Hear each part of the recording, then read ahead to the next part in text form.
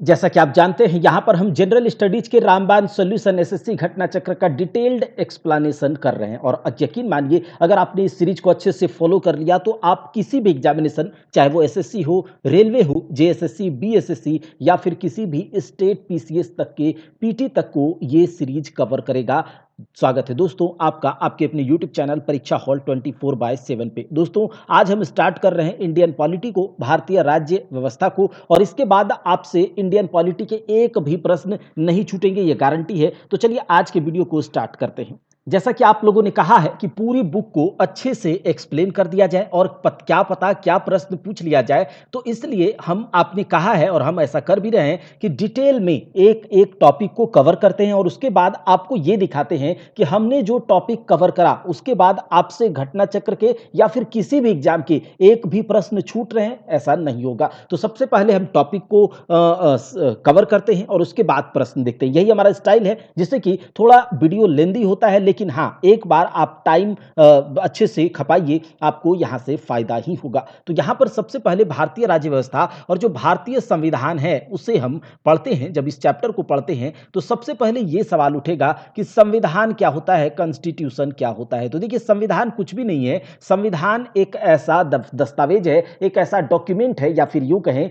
कि नियम कानूनों का एक संग्रह है। नियम और कानूनों का एक संग्रह है, जिस नियम और कानून के द्वारा किसी क्षेत्र विशेष का शासन व्यवस्था, प्रशासन और उस क्षेत्र विशेष में सही तरीके से लोग जी पाए, अच्छे से लोगों का जीवन यापन हो पाए, या फिर उसको किसी भी तरीके से राजनीतिक, आर्थिक, राजनीतिक तरीके से, आर्थिक तरीके से, सामाजिक तरीके से उसके साथ अन्याय ना हो, हर एक लोगों के साथ न्याय हो और सारे के सारे लोग अपना कर्तव्य सही तरीके से निभा पाए। इन सब को लेकर के संविधान में एक नियम कानून लिखा रहता है। तो यही है आपका संविधान। अच्छा, जो हमारा भारतीय संविधान है, ये कैसे बनकर के तैयार हुआ? क्या ये भारतीय संविधान एक दिन में बनकर तैयार हुआ? ऐसा नहीं है, इसके पीछे एक लंबी कहानी है। उस लंबी कहानी को पहले हम समझते हैं, तब जाकर हम भारतीय संविधान को पढ़ने लायक बनते हैं। तो यहां पर हम देखेंगे पहले प्रश्न को और उसके बाद हम आपको टॉपिक पर लेकर के चलेंगे, ठीक है।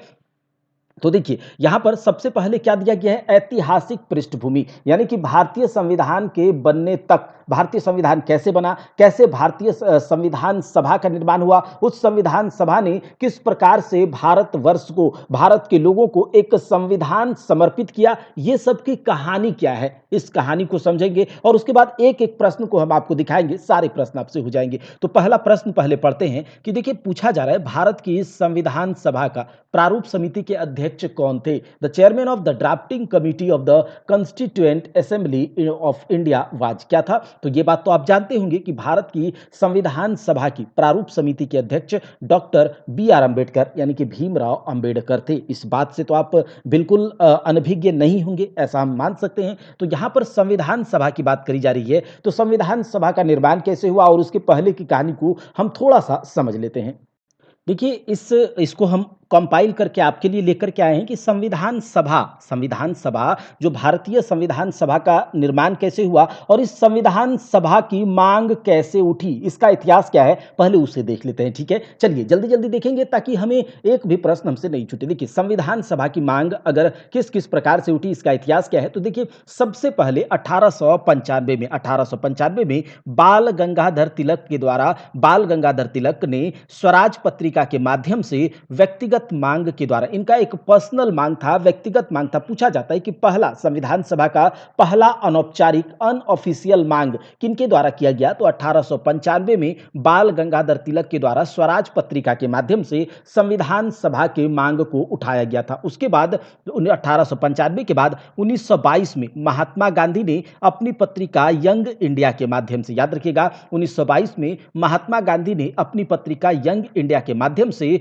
भारत का संविधान सभा की मांग करी और उन्होंने इस पत्रिका के माध्यम से कहा था कि भारत का संविधान भारतीयों के द्वारा बनना चाहिए। और किस तर्ज पर, तो इन्होंने यह भी कहा था कि दक्षिण अफ्रीका की तर्ज पर भारत का संविधान भारतीयों के द्वारा बनना चाहिए। और इस मांग को यंग इंडिया पत्रिका के द्वारा महात्मा गांधी ने 1922 में उठाया था, ठीक है, 1922 में। ये देखिए, एक माइंड मैप नोट्स है, ट्री के जैसा नोट्स है। तो इस नोट्स को अगर आपको आप चाहिए आपको, तो आप कमेंट बॉक्स में ले लीजिएगा, वहाँ से कमेंट करके मांग लीजिएगा, वहाँ से आपको प्रोवाइड करा दिया जाएगा, ठीक है। उसके बाद आप देखिए संविधान सभा की मांग जो है 1927 में 1922 के बाद 1927 में स्वराज पार्टी के माध्यम से मोतीलाल नेहरू के द्वारा मांग करी गई। 1927 में स्वराज पार्टी के माध्यम से मोतीलाल नेहरू के द्वारा और 1927 में मोतीलाल नेहरू के द्वारा जो संविधान सभा की मांग करी गई थी, कहा जाता है इसे पहली राजनीतिक पार्टी जिसके द्वारा संविधान सभा का मांग किया गया। 1927 के बाद 1934 में 1934 में मानवेंद्र नाथ राय एम एन रॉय के द्वारा जो है संविधान सभा की मांग करी गई और 1934 में एम एन रॉय ने जो संविधान सभा की मांग करी थी, इस मांग को पहली औपचारिक मांग कहा गया। देखिए हमने क्या देखा कि 1895 में जो बाल गंगाधर तिलक ने संविधान सभा की मांग करी, उस मांग को पहली अनौपचारिक मांग यानी कि अनऑफिशियल, और जो 1934 में एम एन राय के द्वारा संविधान सभा की मांग करी गई वो पहली औपचारिक मांग थी, ठीक है। अच्छा, अगला 1934 के बाद 1935 में कांग्रेस ने संविधान सभा की मांग करी। कांग्रेस एक बहुत बड़ी पार्टी थी, या फिर यूं कहें कि वही पार्टी थी कांग्रेस ही, ठीक है। 1935 में कांग्रेस के द्वारा संविधान सभा की मांग करी गई और 1936 में फिर से जब कांग्रेस का लखनऊ अधिवेशन हुआ, याद रखिएगा 1936 में कांग्रेस का लखनऊ अधिवेशन हुआ, तो उस अधिवेशन में भी कांग्रेस ने संविधान सभा की मांग करी थी। अच्छा, 1938 में जवाहरलाल नेहरू ने एक योजना समिति का गठन करा और उस समिति के माध्यम से जवाहरलाल नेहरू ने संविधान सभा का मांग किस प्रकार से करा कि एक वयस्क मताधिकार के आधार पर संविधान सभा का निर्माण होना चाहिए। वयस्क मताधिकार के आधार पर यानी कि एडल्ट वोटरी सिस्टम के द्वारा संविधान सभा का निर्माण हो, संविधान सभा के जो सदस्य हो वो कैसे चुनकर आना चाहिए, वयस्क मताधिकार के आधार पर 1938 में योजना समिति के माध्यम से जवाहरलाल नेहरू ने करा, ठीक है। अब देखिए 1940 की बात करते हैं। कब? 1940 की बात करते हैं और आपको पता होगा कि 1939 से 45 तक द्वितीय विश्व युद्ध हुआ था और द्वितीय विश्व युद्ध के समय अंग्रेजों का जो कह सकते हैं कि वो पूरी तरह से लड़खड़ा चुकी थी, पूरा तरह से इसका कमर टूट चुका था, ये जो है सही से राज करने के मतलब स्थिति में नहीं था, ठीक है। तो 1939 से 45 पूरी तरह से जो ब्रिटिश सरकार पूरा छितर-बितर हो गया, ठीक है, बिखर गया। तो 1940 ईस्वी की बात है, अंग्रेजी सरकार ने अगस्त प्रस्ताव, देखिए 1940 में अगस्त प्रस्ताव पारित करा, ठीक है, याद रखिएगा अगस्त प्रस्ताव 1940। इस प्रस्ताव के द्वारा ब्रिटिश सरकार ने पहली बार संविधान सभा की मांग को स्वीकारा, ठीक है। देखिए कब से स्टार्ट हुआ संविधान सभा की मांग? 1895 से और फिर उसके बाद लगभग 45 सालों के बाद इस ब्रिटिश गवर्नमेंट का आंख खुला। और कब खुला? जब इसका कमर टूट चुका था। इसका मतलब कि ये यहां से राज छोड़कर नहीं जाना चाहते थे।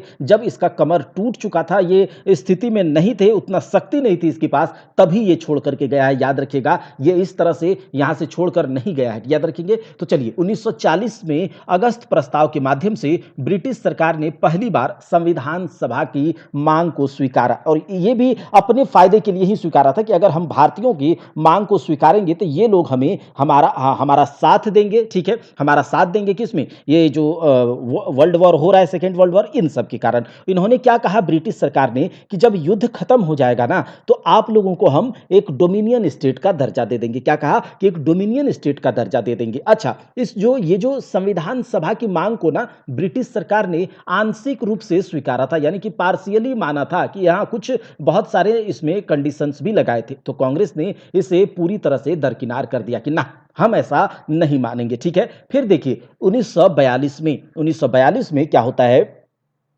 ब्रिटिश सरकार के द्वारा क्रिप्स मिशन को भारत भेजा जाता है। ब्रिटिश सरकार के द्वारा क्रिप्स मिशन को भारत भेजा जाता है और चूंकि अगस्त प्रस्ताव जो कि 1940 में आया था, उसी प्रस्ताव के जो भी क्या बोलते हैं कि प्रोविजंस थे, उसको रिपीट कर दिया यहां पर आकर क्रिप्स मिशन ने। तो अब जब पीछे एक बार इग्नोर किया जा चुका है, क्या कहते हैं कि एक्सेप्ट नहीं किया गया है, तो फिर से कैसे होगा? तो कांग्रेस ने क्रिप्स मिशन को फिर से अस्वीकार कर दिया।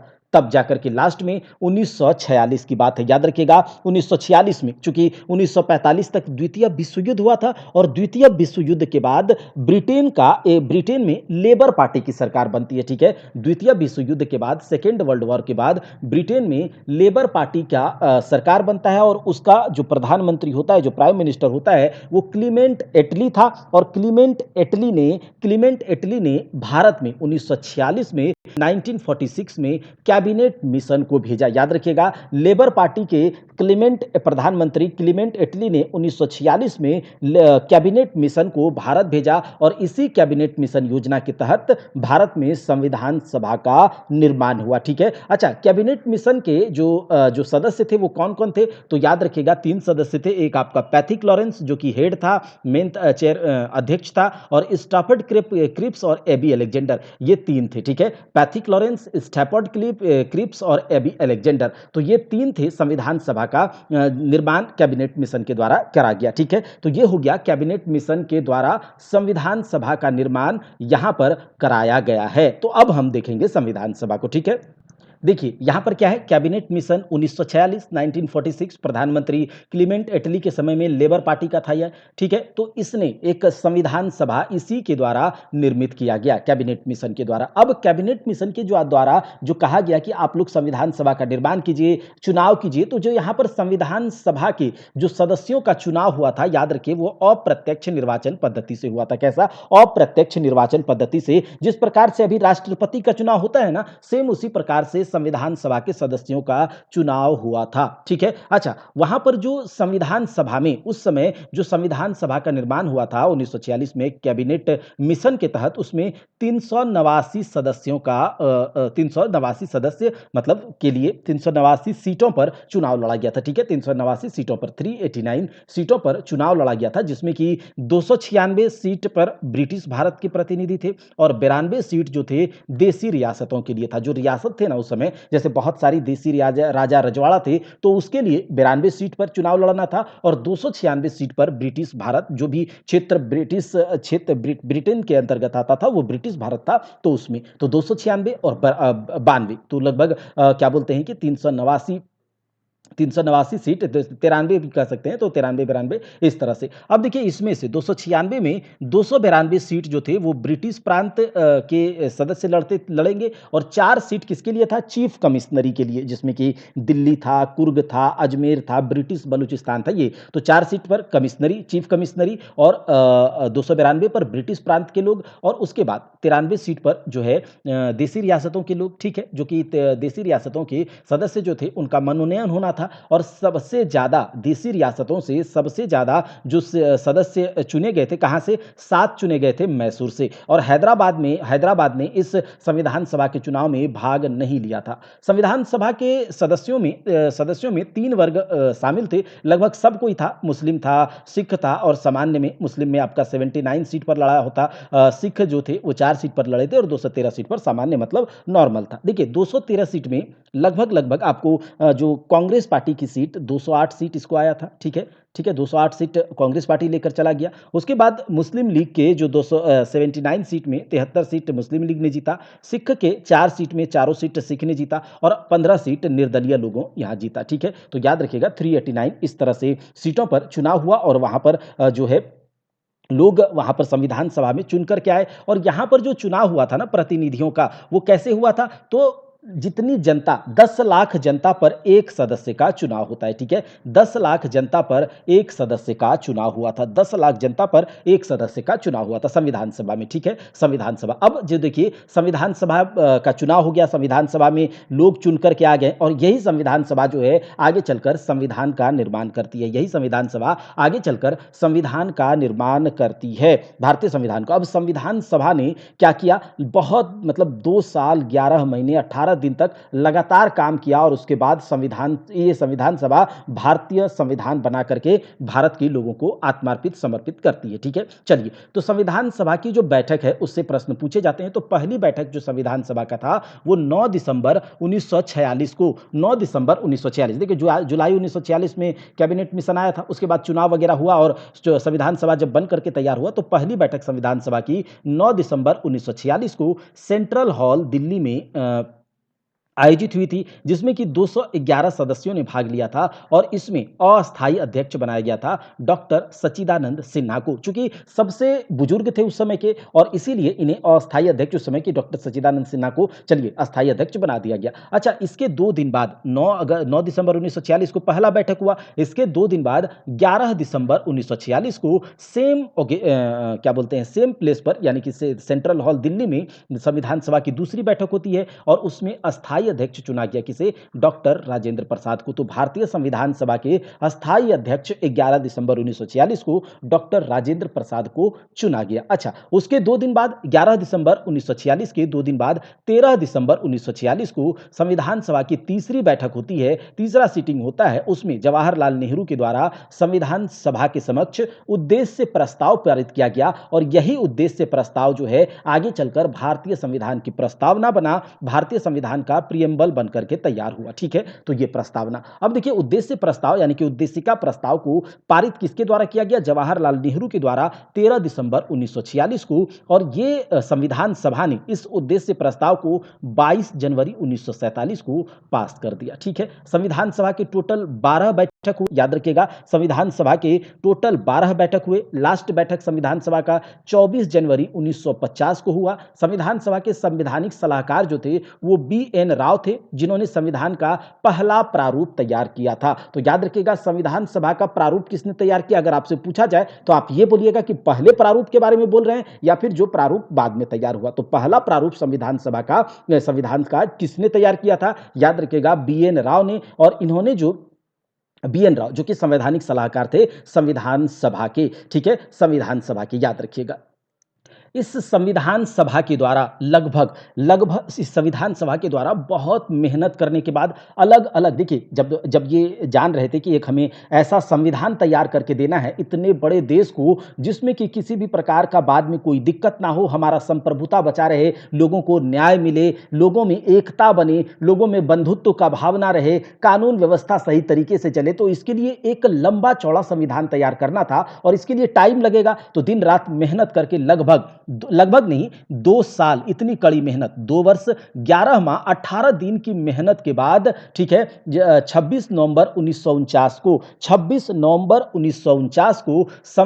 भारतीय संविधान सभा ने बनाकर तैयार करा। तो याद रखिएगा 26 नवंबर 1949 को भारतीय संविधान बनकर तैयार हो जाता है और याद रखिएगा इसे उसी दिन 26 नवंबर 1949 को संविधान के बहुत कुछ अनुच्छेद जो है इसमें लागू कर दिए गए थे, लेकिन 26 नवंबर 1949 के 2 महीने के बाद 26 जनवरी 1950 को संविधान लागू किया गया, भारतीय संविधान लागू किया गया। और इसके पीछे कहानी है कि 26 जनवरी को क्यों लागू किया गया, क्योंकि आपको पता है 26 जनवरी 1930 की बात, जो लाहौर अधिवेशन हुआ था, जब जवाहरलाल नेहरू ने कांग्रेस का लाहौर अधिवेशन का अध्यक्षता किया था, तो उसमें पूर्ण स्वराज का लक्ष्य रखा गया था और उसमें 26 जनवरी 1930 को स्वतंत्रता दिवस के अवसर पर स्वतंत्रता दिवस के रूप में मनाया गया था। तो उसी दिवस को याद रखने के लिए 26 जनवरी 1950 को जो है संविधान अंगीकृत किया गया भारतीय संविधान के द्वारा। ठीक है, चलिए अब देखिए इस संविधान सभा में जो थी मुख्य 13 समितियां थी जो कि मिल करके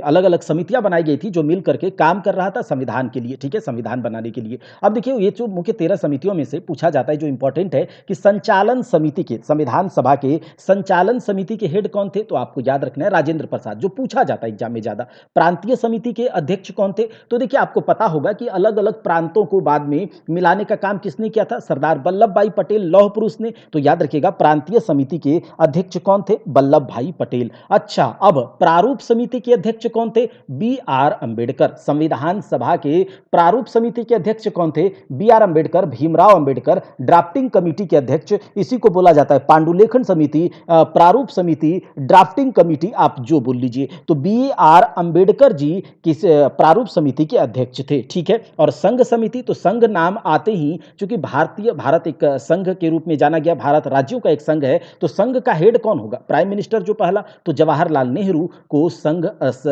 से रिलेटेड जो है अध्यक्ष बनाया गया। चाहे आपका संघ शक्ति समिति बोले, चाहे संघीय संविधान समिति बोले, उसका हेड, उसका चीफ किसे बनाया गया? जवाहरलाल नेहरू को। अब देखिए प्रारूप समिति की बात करते हैं, तो प्रारूप समिति का जो गठन हुआ था, कब हुआ था? 29 अगस्त 1947, 1947 को प्रारूप समिति का गठन होता है। 29 अगस्त 1947 को प्रारूप समिति का गठन होता है और प्रारूप समिति के 7 सदस्य थे, 7 मेंबर। एक तो डॉक्टर बी आर अम्बेडकर जो अध्यक्ष थे, उसके बाद याद रखिएगा एन गोपालास्वामी अयंगर, के एम मुंशी, अल्लादी कृष्णा स्वामी अयंगर, सैयद मोहम्मद सादुल्ला, एन माधव राव। अच्छा, एन माधव राव पूछा जाएगा तो बी एल मित्रा, इसके पहले बी एल मित्रा इसके स्थान पर थे, लेकिन बी एल मित्रा के स्थान पर एन माधव राव आए और एक था डीपी खेतान, उनकी मौत के बाद टीटी कृष्णामाचारी यहां पर सदस्य बने। तो याद रखिएगा कौन? अंबेडकर, अयंगर, के एम मुंशी, अय्यर, सादुल्ला और उसके बाद एन माधव राव, टीटी कृष्णामाचारी, ये 7 सदस्य थे प्रारूप समिति की। तो हमने क्या देखा? संविधान सभा की मांग कैसे उठी, संविधान सभा का निर्माण कैसे हुआ, संविधान सभा की बैठकें, संविधान सभा ने कितने दिनों की कड़ी मशक्कत के बाद हमें संविधान दिया। और याद रखिएगा संविधान बनने में टोटल उस समय 64 लाख रुपए खर्च हुए थे। कितने? 64 लाख रुपए खर्च हुए थे। संविधान जब बन करके तैयार हुआ 26 नवंबर 1949 को, तो उसमें 284 सदस्यों ने भाग लिया था उस दिन और 284 सदस्यों ने उस पर हस्ताक्षर किया था और 12 महिलाओं ने इस पर हस्ताक्षर किया है। ठीक है, 12 महिलाओं ने हस्ताक्षर किया है। समझ में आ गया? अब देखिए संविधान सभा में जो है महिलाओं की संख्या 15 थी, एससी की मतलब शेड्यूल्ड कास्ट के लोग की सीट की संख्या 26 और एसटी के सीट की संख्या 33 था। यह भी याद रख लीजिएगा, महिला 15, एससी 26 और एसटी 33। ठीक है, तो ये हो गया, हमने संविधान सभा को डिटेल में देख लिया। अब चलिए प्रश्न को देखते हैं। ठीक है, अगर आपको नोट्स चाहिए होगा, ठीक है, अगर आपको पीडीएफ चाहिए होगा तो आप कमेंट बॉक्स में ज्यादा से ज्यादा कमेंट कीजिएगा, तभी जाकर के यहां पर नोट्स मिलेगा। चलिए तो देखिए क्या है, भारत की संविधान सभा के प्रारूप समिति के अध्यक्ष कौन थे? ड्राफ्टिंग कमेटी के, अब आप बताएंगे, doctor B R Ambedkar, K M Munshi, D P Khaitan, T T Krishnamachari, ये सब संविधान सभा के प्रारूप समिति के सदस्य थे। ठीक है, चलिए अब देखिए संविधान सभा की मसौदा समिति, तो मसौदा समिति, प्रारूप समिति, पांडुलिखन समिति, ड्राफ्टिंग कमेटी, सब क्या है? तो वो वही है। ठीक है, तो बी आर अम्बेडकर। भारत के संविधान की प्रारूप समिति के अध्यक्ष कौन थे? वही बात हो गया। भारतीय संविधान के प्रारूप समिति के अध्यक्ष कौन थे? तो हमने पूरा संविधान सभा को अच्छे से देख लिया। क्या आपसे कोई सवाल छूटेगा? नहीं।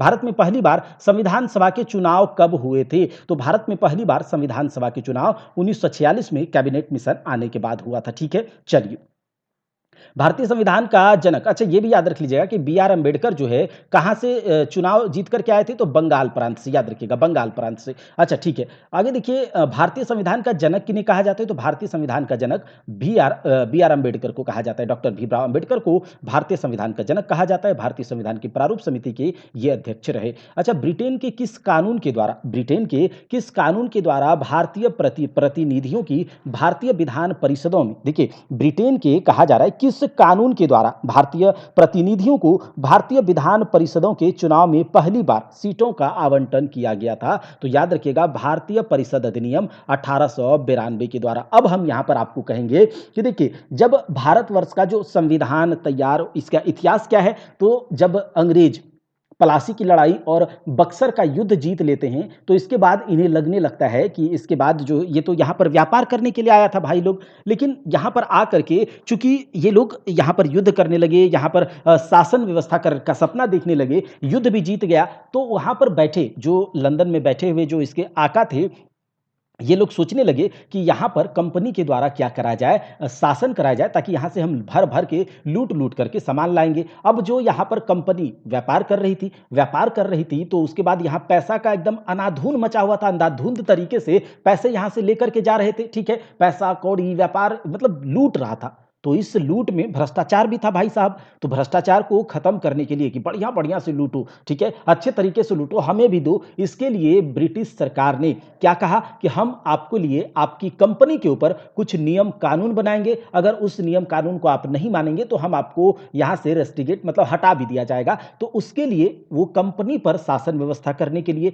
और कंपनी के बहाने यहां पर शासन करने के लिए, यहां के लोगों के ऊपर शासन करने के लिए, भारतवर्ष पर शासन करने के लिए कुछ नियम नियम कानून बनाना स्टार्ट किया था, जिसमें कि शुरुआत होता है 1773 के रेगुलेटिंग एक्ट से और उसके बाद कुछ-कुछ नियम और कानून बहुत इंपॉर्टेंट होते हैं। 1773 के रेगुलेटिंग एक्ट से लेकर के 1947 के भारतीय स्वतंत्रता अधिनियम तक बहुत सारे नियम कानून इसके द्वारा बनाए गए और अलग-अलग नियम कानून से, अलग-अलग अधिनियम से जो है प्रश्न पूछे जाते हैं। तो क्या हम उसे कर ले, तब जाकर के इसको सवाल को करेंगे, सारे के सारे सवाल हो जाएँगे। तो चलिए पहले उसे कर लेते हैं, ठीक है?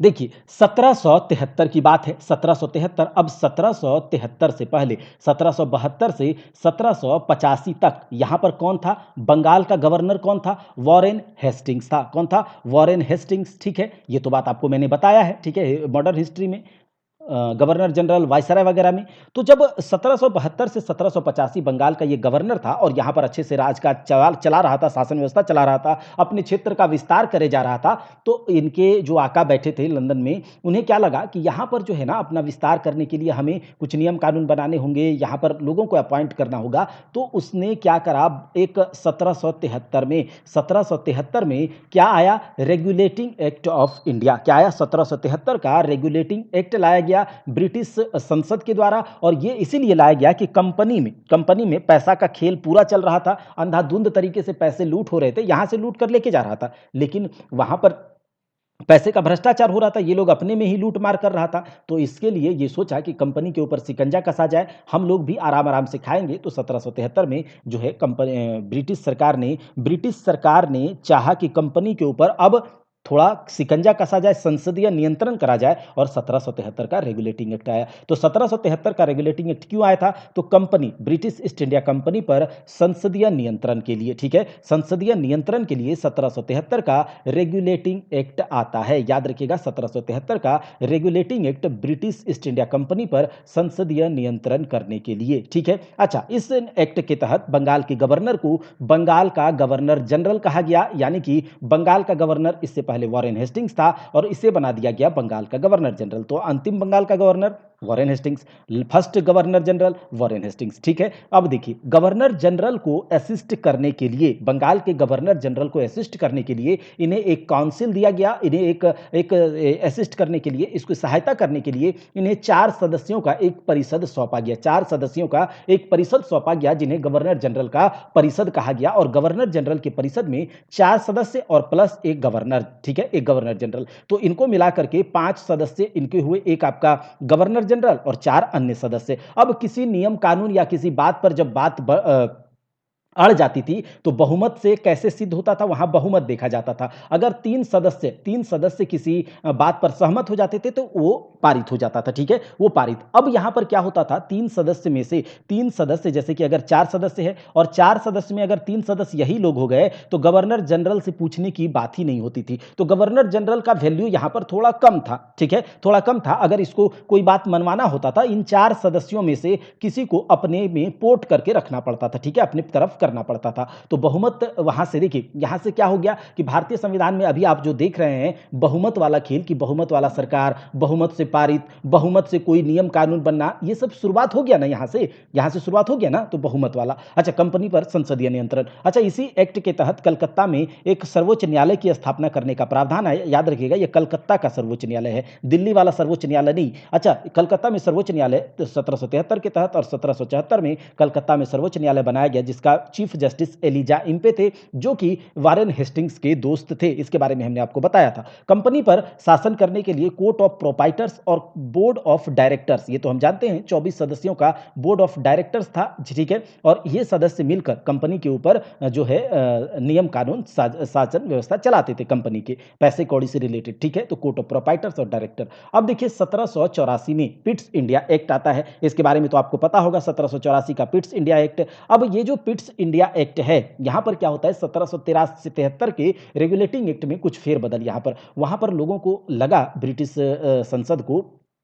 कि अभी भी सही तरीके से नियम कानून पालन नहीं हो रहा है। तो आ गया 1774 का पिट्स इंडिया एक्ट और इसके तहत क्या किया गया कि बोर्ड ऑफ डायरेक्टर को कहा गया कि आप काम कीजिए एक कि केवल आप व्यापार पर ध्यान दीजिए, हम लोग एक बोर्ड की स्थापना करेंगे, बोर्ड ऑफ कंट्रोल, नियंत्रक बोर्ड की, और वो काम करेगा यहाँ पर इसके राजनीतिक, इसके प्रशासनिक क्षेत्र को देखेगा और एक तरह से शिकंजा कस के रखेगा आपके ऊपर, ठीक है। तो बोर्ड ऑफ कंट्रोल की स्थापना 1784 के पिट्स इंडिया एक्ट के द्वारा हुआ, जिसमें कि 6 सदस्य थे और राजनीतिक मामलों को बोर्ड ऑफ कंट्रोल देखने लगा, और जो पैसे, रेवेन्यू, पैसे कौड़ी, ये सब का मामला जो मनी से रिलेटेड मामला था वो बोर्ड ऑफ डायरेक्टर देखने लगा। तो यहां पर क्या हुआ कि यहां पर शक्तियों का बंटवारा हुआ ताकि सही से शिकंजा कंपनी के ऊपर कसा जा सके। तो संसदीय नियंत्रण बढ़ाया गया पिट्स इंडिया एक्ट के द्वारा। अच्छा, अब क्या होता है कि जो ब्रिटिश गवर्नर जनरल, जो बंगाल के गवर्नर जनरल के परिषद में 4 सदस्य थे ना, उस 4 सदस्य में से एक सदस्य को हटाकर उसका संख्या 3 कर दिया गया और एक गवर्नर जनरल तो रहेगा ही, मतलब कि गवर्नर जनरल के परिषद में गवर्नर जनरल को मिला करके बंगाल के 4 सदस्य हो गए। अब जब बहुमत की स्थिति आती थी तो गवर्नर जनरल एक और इसे इधर से किसी का क्या होता था, वोट लेना होता था, ठीक है। जैसे 4 सदस्य ही हैं जिसमें कि 3 सदस्य है कोई और एक गवर्नर जनरल। किसी भी बात पर अगर बात अड़ जाए तो इसे केवल एक सदस्य को अपनी तरफ करना होता था और बहुमत मिल जाता था, इसे 2-2 का हाफ हाफ हो जाता था, ठीक है। तो इस प्रकार से इसका शक्ति एक तरह से बढ़ा, ठीक है। अब आता है 1786 का संशोधन अधिनियम, ठीक है। 1786 के संशोधन अधिनियम में यह देखा गया कि गवर्नर जनरल की शक्तियों को बढ़ाया गया। गवर्नर जनरल को कहा गया कि आप अब मुख्य सेनापति के रूप में काम करेंगे, यहां पर प्रशासनिक रूप से काम करेंगे। तो 1786 में गवर्नर जनरल को मुख्य सेनापति का पदवी भी दिया गया और परिषद को, गवर्नर जनरल की जो परिषद थी उसके निर्णय, उसका कोई डिसीजन है और अगर गवर्नर जनरल को लगता है कि नहीं ये काम नहीं करेगा, ये मतलब सही से नहीं होगा, नहीं चलेगा, तो उसे रद्द करने का भी अधिकार गवर्नर जनरल को दिया गया। अगला आता है 1798 का चार्टर अधिनियम, 1798 का चार्टर 1793 का चार्टर अधिनियम। अच्छा, 1793 का जो चार्टर अधिनियम था, अभी हम आपको बताते हैं कि 1773 से लेकर के 1857 तक, 1773 से लेकर 1857 तक कंपनी का राज रहता है यहां पर, और 1857 की क्रांति के बाद डायरेक्ट क्राउन कहता है कि अब आप लोग से नहीं होगा, हम यहां पर राजकाज करेंगे, और 1857 से 47 तक, 1947 तक कंपनी डायरेक्ट भारत पर शासन करने लगता है, ठीक है। तो 1794 का जो चार्टर अधिनियम था, इसमें कंपनी को, ईस्ट इंडिया कंपनी का अधिकार पत्र ब्रिटिश संसद कहता है कि आपको जो 20 साल और आपके अधिकार पत्र को एक्सटेंड कर दिया जाता है, आप एकदम मस्ती से एक अधिकार आपको दे दिया जाता है किस चीज का, तो व्यापार करने का, कि आप ही केवल ब्रिटेन के केवल आप ही हैं जो कि भारत में जाकर या पूर्वी देशों के साथ व्यापार कर सकते हैं और कोई ब्रिटेन की कंपनी जाकर के शासन मतलब वहां व्यापार नहीं कर सकते। तो इसके लिए 20 वर्षों का और इसे टाइम बढ़ा दिया गया और इसमें क्या किया गया कि जो 1773 का रेगुलेटिंग एक्ट था, उस एक्ट के तहत बंगाल के गवर्नर जनरल के अंदर बंबई और मद्रास प्रेसिडेंसी को भी रख दिया गया था। लेकिन बंबई और मद्रास प्रेसिडेंसी अगर कोई रूल और नियम कानून बनाता था तो उसको पर्यवेक्षण करने का आधार, उस पर सुपरविजन करने का अधिकार 1793 के चार्टर अधिनियम के द्वारा मिला गवर्नर जनरल को। किसे? बंगाल के गवर्नर जनरल को। अभी तो ये बंगाल का गवर्नर जनरल ही चल रहा है, ठीक है। अब देखिए नियंत्रण बोर्ड, अब इसमें कहा गया 1793 के चार्टर अधिनियम, जो 1784 का जो पिट्स इंडिया एक्ट था जिसमें कि बोर्ड ऑफ कंट्रोल की गठन किया गया था, तो नियंत्रण बोर्ड के जो भी सदस्य होंगे, जो 6 सदस्य थे, उसका सैलरी कहा गया, इस अधिनियम में कहा गया कि इसका सैलरी जो है वो भारतीय राजस्व से ही दिया जाएगा। जितना लूटना है भारत को लूट के एकदम इसको खंगट कर दो, और कर भी दिया ना, ठीक है। चलिए, हम ही लोग से पैसा लेकर गया, थोड़ा पैसा वाला हुआ और आज हम ही लोग को आंख दिखा रहा है। वैसे वेस्टर्न कल्चर अलग है। तो देखिए 1813 का चार्टर अधिनियम, अब देखिए 1793 में आया था, 20 साल के लिए बढ़ा दिया गया था, तो 20 साल के बाद आता है 1813 में चार्टर अधिनियम, और इस अधिनियम में भी कंपनी के व्यापारिक अधिकार को 20 साल के लिए बढ़ा दिया गया। लेकिन इस अधिनियम में कहा गया, ठीक है, इस अधिनियम में ईस्ट इंडिया कंपनी को कहा गया कि आपके व्यापारिक एकाधिकार को, आपका जो मोनोपोली है उसे हम समाप्त करते हैं। देखिए अभी इन्होंने कहा कि ब्रिटेन में औद्योगिक क्रांति का समय है, लोग बहुत सारे सामान बना रहे हैं, इसको भी मार्केट की आवश्यकता है, ये भी जाकर बिजनेस करेगा, इससे पूरे देश का डेवलपमेंट होगा और भारत देश को या पूर्वी देशों को हम पूरी तरह से लूट पाएंगे, नोच पाएंगे। तो नोच नोच करके खाना है तो सब कोई को अधिकार दिया जाए और व्यापारिक एकाधिकार ब्रिटेन ईस्ट इंडिया कंपनी ने ईस्ट इंडिया कंपनी का समाप्त कर दिया। लेकिन अभी भी ईस्ट इंडिया कंपनी को कुछ एकाधिकार दिया गया कि चाय के साथ आप ही व्यापार करेंगे, यानी कि चाय का व्यापार का एकाधिकार, चीन के साथ व्यापार और अफीम का व्यापार जो है केवल अभी ईस्ट इंडिया कंपनी ही कर सकता है। 1813 में ऐसा कहा गया। ठीक है, उसके बाद 1813 के ही चार्टर अधिनियम में ईसाई मिशनरियों को भारत में आने की छूट दी गई और 1813 के अधिनियम में कहा गया कि हम जो है यहां पर भारतवर्ष में शिक्षा पर 1 लाख रुपए खर्च करेंगे। अरे भैया कहां से करोगे, आप अपने घर से ला कर दोगे या हमारे यहां से लूट कर 1 लाख रुपए खर्च करोगे? और हमारे देशवासियों को मूर्ख बनाने का काम ये अंग्रेज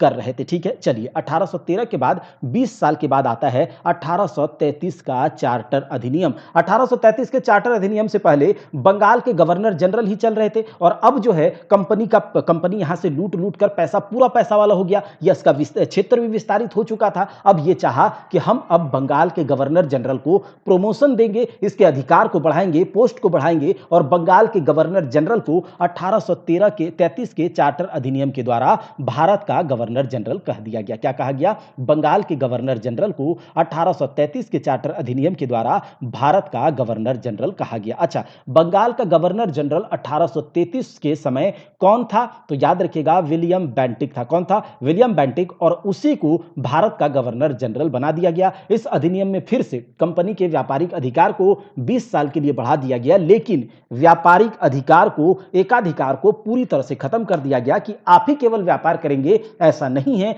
चीन, चाय और अफीम के साथ भी आप अब केवल अकेले व्यापार नहीं करेंगे, अब सब आकर के यहां लूट खसोट करेगा, क्योंकि लूटने का अधिकार सबको है और सब जब लूटेगा, एक एक करके लूटिएगा तो काम नहीं चलेगा। चलिए पूरा एकदम हदिया के एकदम लूट लेते हैं। ठीक है, तो ये लूटने का काम करवाया तो व्यापारिक का अधिकार 1833 के चार्टर अधिनियम के द्वारा पूरी तरह से खत्म कर दिया गया। और फिर एक लॉलीपॉप क्या देता है कि जाति, वर्ग, इन सब के आधार पर भारतवासियों के साथ नियोजन, एम्प्लॉयमेंट पर भेदभाव पर हम रोक लगाएंगे। अरे भाई साहब, चलिए उसके बाद गवर्नर जनरल के परिषद में इस अधिनियम के द्वारा एक विधि सदस्य, एक लॉ का एडवाइजर जो है, लॉ का कानून का सदस्य जो है, इसकी नियुक्ति करी जाती है। तो याद रखिएगा 1833 के चार्टर अधिनियम के द्वारा परिषद में, गवर्नर जनरल की परिषद में, जो कि 4 सदस्यों का एक परिषद था, जो कि 3 सदस्य और 1 सदस्य गवर्नर जनरल, जो कि पहले 5 था फिर 4 हुआ। ठीक है, तो परिषद में एक विधि सदस्य को लाया गया।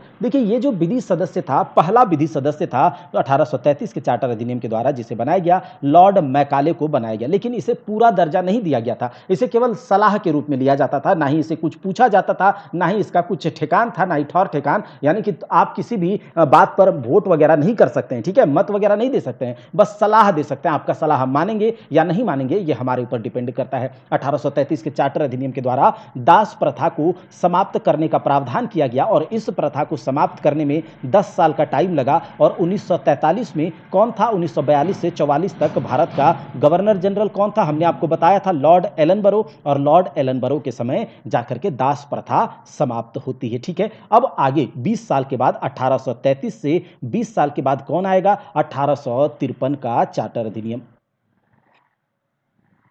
तो जो 1853 का अधिनियम था, इसके तहत कोर्ट ऑफ डायरेक्टर्स चूंकि देखिए अब तक तो व्यापारिक एकाधिकार खत्म कर दिया गया पूरी तरह से, तो कोर्ट ऑफ डायरेक्टर्स की जो सदस्यों की संख्या थी 24 से 18 कर दी गई। कितनी? 24 से 18 कर दी गई। अच्छा, अब क्या होता है कि यहां पर जो अधिकारी नियुक्त किए जाएंगे उसके लिए अब हम प्रतियोगी परीक्षा कंडक्ट करवाएंगे। क्या? 1853 के चार्टर एक्ट में कहा गया, अधिनियम में कहा गया कि अब जो यहाँ पर अधिकारी वगैरह नियुक्त करे जाएंगे, अपॉइंट करे जाएंगे, उसके लिए हम क्या करेंगे? कॉम्पिटिटिव एग्जाम लेंगे। प्रतियोगी परीक्षाओं की शुरुआत 1853 के अधिनियम के तहत करा गया और 1854 में मैकाले समिति इसी के लिए बनाया गया था। अच्छा, विधि सदस्य को अब पूर्ण दर्जा दे दिया गया। 1853 के चार्टर एक्ट में विधि सदस्य को पूर्ण दर्जा दे दिया गया, जो कि 1833 के चार्टर एक्ट में विधि सदस्य को लाया गया था। और उसके 20 साल बाद कहा गया कि 20 साल तक विधि सदस्य का हमने सेवा लिया और देखा कि बहुत बहुत अच्छा ये रिजल्ट हो रहा है इसका, तो विधि सदस्य भी अब मत में हर चीज में भाग लेगा और इसका भी डिसीजन जो है मायने रखेगा, यानी कि पूर्ण दर्जा दे दिया गया विधि सदस्य को। तो सदस्य हो गया एक पूर्ण दर्जा, ठीक है।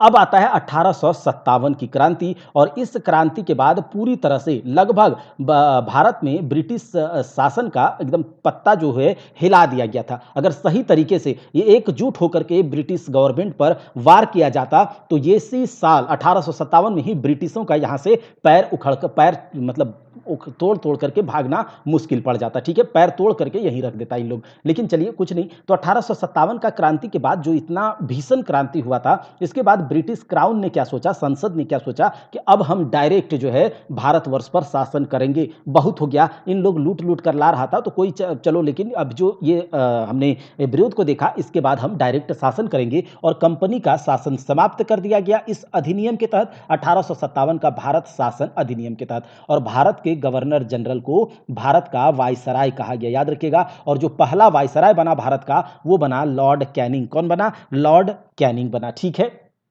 Lord Canning. तो लॉर्ड कैनिंग के समय ही 1857 की क्रांति हुई थी और इसके बाद इसने कहा कि अगर हमें भारतवर्ष पर कंप्लीटली ब्रिटिश क्राउन शासन करेगा, ब्रिटिश संसद शासन करेगा, ठीक है, तो ब्रिटिश संसद में ही एक भारत सचिव का पद का गठन किया गया। याद रखिएगा, लंदन में ही भारतवर्ष पर क्या बोलते हैं शासन करने के लिए एक भारत सचिव सेक्रेटरीट का गठन, पद का गठन किया गया और ये इसका काम होगा भारतवर्ष पर शासन करना। तो भारत सचिव कहाँ रहता था, इसका ऑफिस कहाँ था? लंदन में। और इस भारत सचिव को रिपोर्ट करने के लिए भारतवर्ष में 15 सदस्यों का एक परिषद का गठन हुआ, 15 सदस्यों का एक परिषद का गठन हुआ। और जो भारत सचिव का ऑफिस का खर्चा कहां से उठाया जाएगा? भारत से ही उठाया जाएगा। ऐसा कहा गया कि ऑफिस का खर्चा भी भारत से। अरे तुम लोग का खर्चा, तुम्हारे पास पैसा कहां था जो तुम अपने से करोगे? सब कुछ तो यहीं से लेकर गए, ठीक है। चलिए, अब ये बात हो गया 1858 के भारत शासन अधिनियम का। अब आता है 1861 का भारत शासन, भारत परिषद अधिनियम।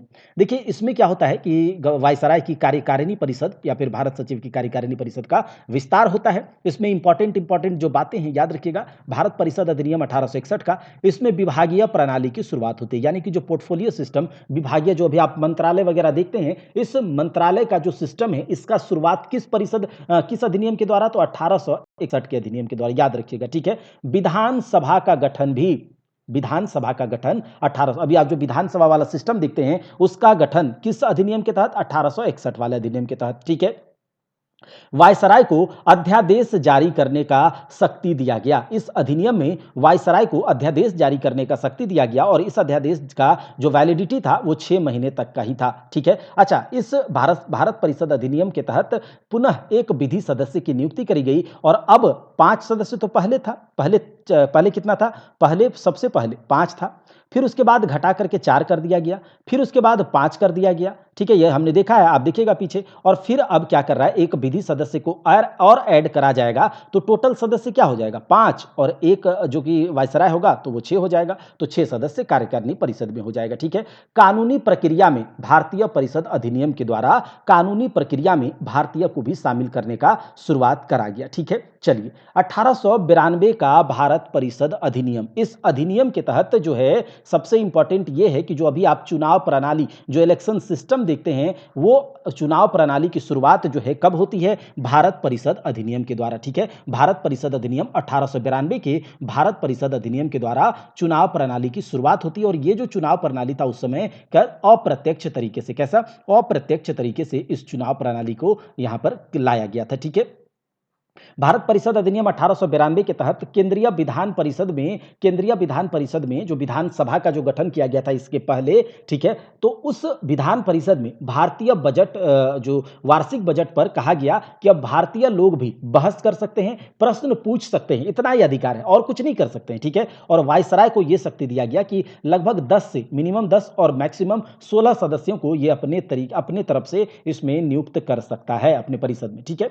अब अगला आता है 1909 का मार्ले मिंटो सुधार। अच्छा, ये जो मार्ले मिंटो सुधार था, इसका मतलब क्या है कि मार्ले उस समय कौन था? लॉर्ड मार्ले यहाँ का भारत सचिव था, और मिंटो था जो कि लॉर्ड मिंटो द्वितीय। लॉर्ड मिंटो द्वितीय जो था वो यहाँ का क्या था? वायसराय था। तो मार्ले मिंटो सुधार इसे कहा जाता है 1909 का भारत परिषद अधिनियम को। देखिए, मार्ले मिंटो के पास एक सलीमुल्लाह खान करके जाता है कि हमें अलग से निर्वाचन प्रणाली तो आपने निकाल दिया, लेकिन हमें अलग से निर्वाचन प्रणाली चाहिए, अलग से हमारा चुनाव होना चाहिए, हमारा सीट अलग होना चाहिए, उसमें मुस्लिम ही भाग ले। तो इसको चूंकि ये लोग तो हरामी था ही, क्या बोलते हैं अंग्रेज लोग, इन्हें मिल गया एक मौका कि कैसे इन्हें तोड़ा जाए। तो ये क्या किया कि ठीक है, हम तुम्हें अलग से इलेक्टोरल सिस्टम दे देंगे, सेपरेट तुम्हें कर देंगे, यहां से ये फूट डालो राज करो की नीति के लिए इसके पास एक मुद्दा मिल गया, और पृथक निर्वाचन प्रणाली इसी के समय मार्ले मिंटो सुधार को कहा गया, अलग से मुसलमानों के लिए निर्वाचन प्रणाली की शुरुआत करी गई। ठीक है। अच्छा, इसमें क्या कहा गया कि इससे पहले बजट पर आप प्रश्न पूछ सकते थे, अब किसी सार्वजनिक विषय पर भी